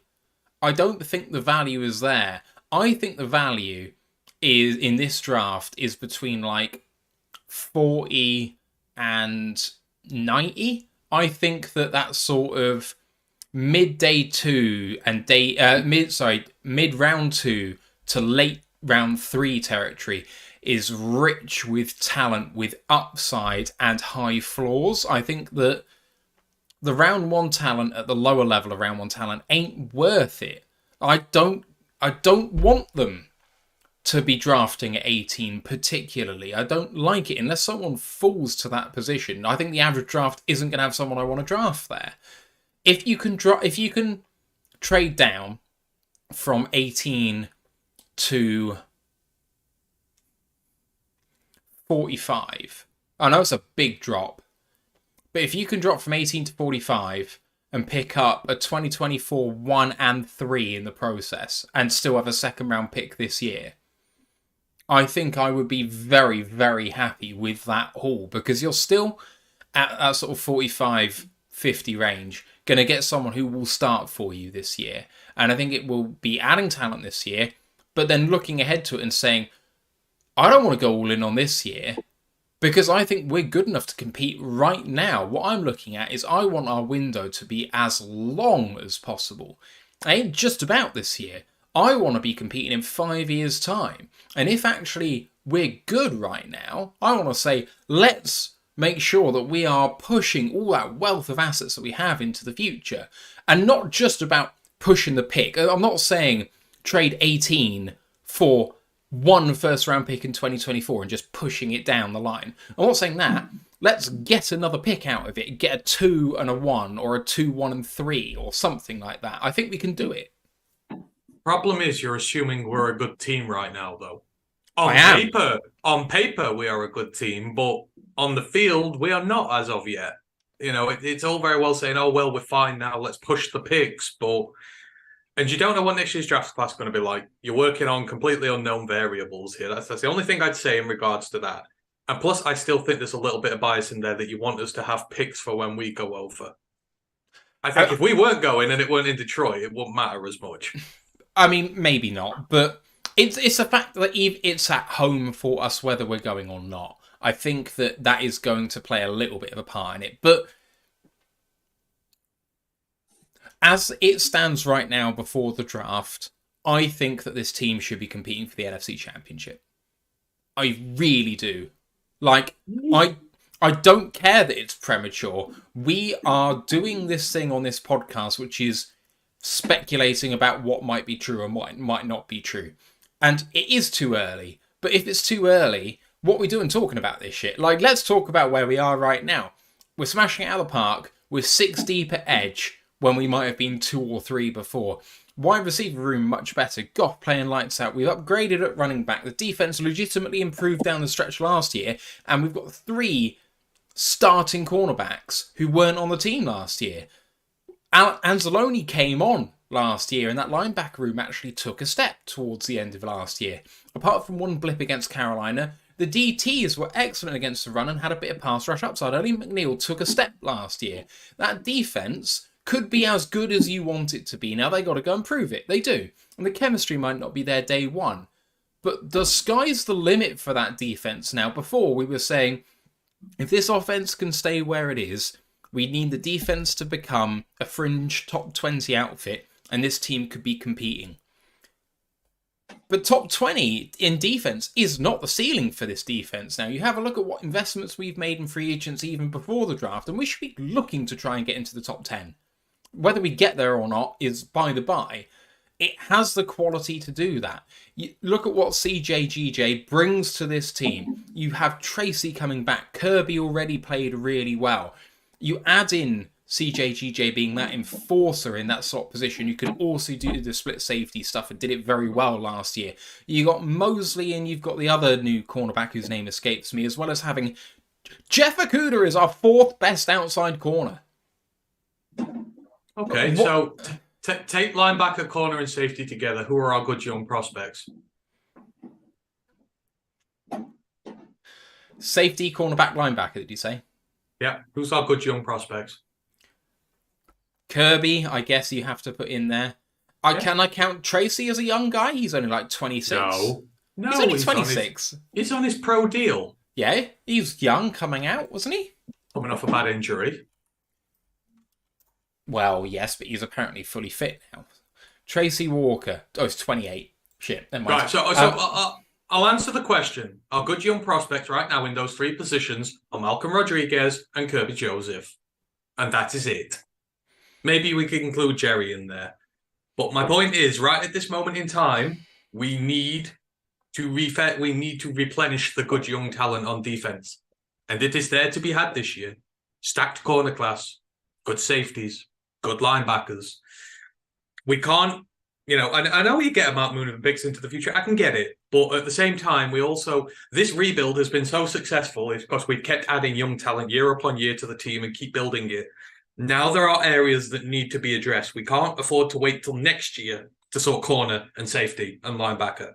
We need to do it this year whilst we've got the personnel in, because they aren't all going to work or they ain't all going to stay next year. So that is what that's sort of my point there. We have to be careful. We have to keep on adding.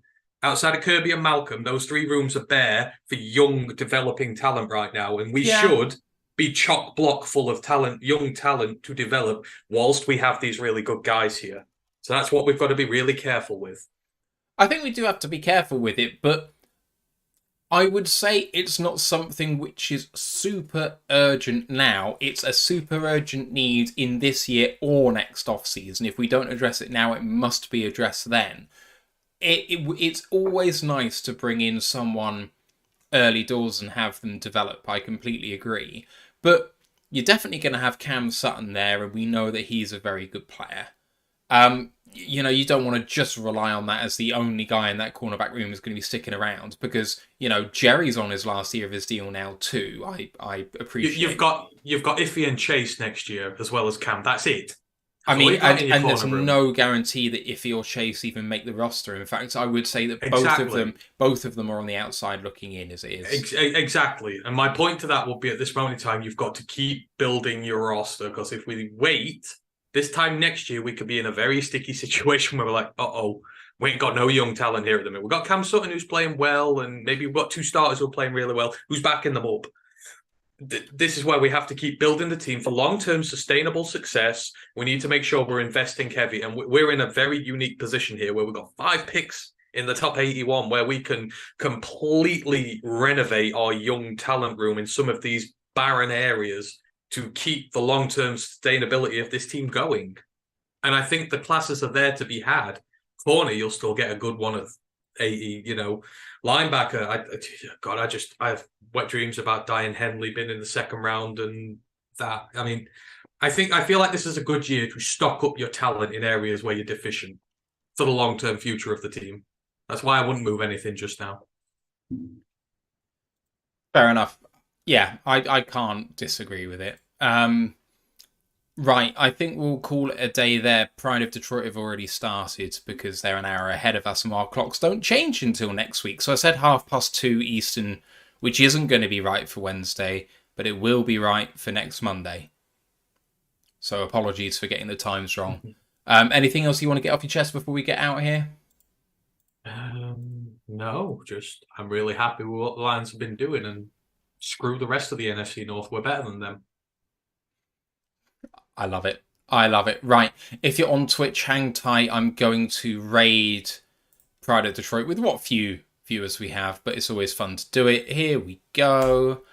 That is going now. It's only 2 viewers on Twitch now. We've been going a long time. I can't believe we had 70 people live. That's pretty great. We did. But there we go. Right, we're raiding now.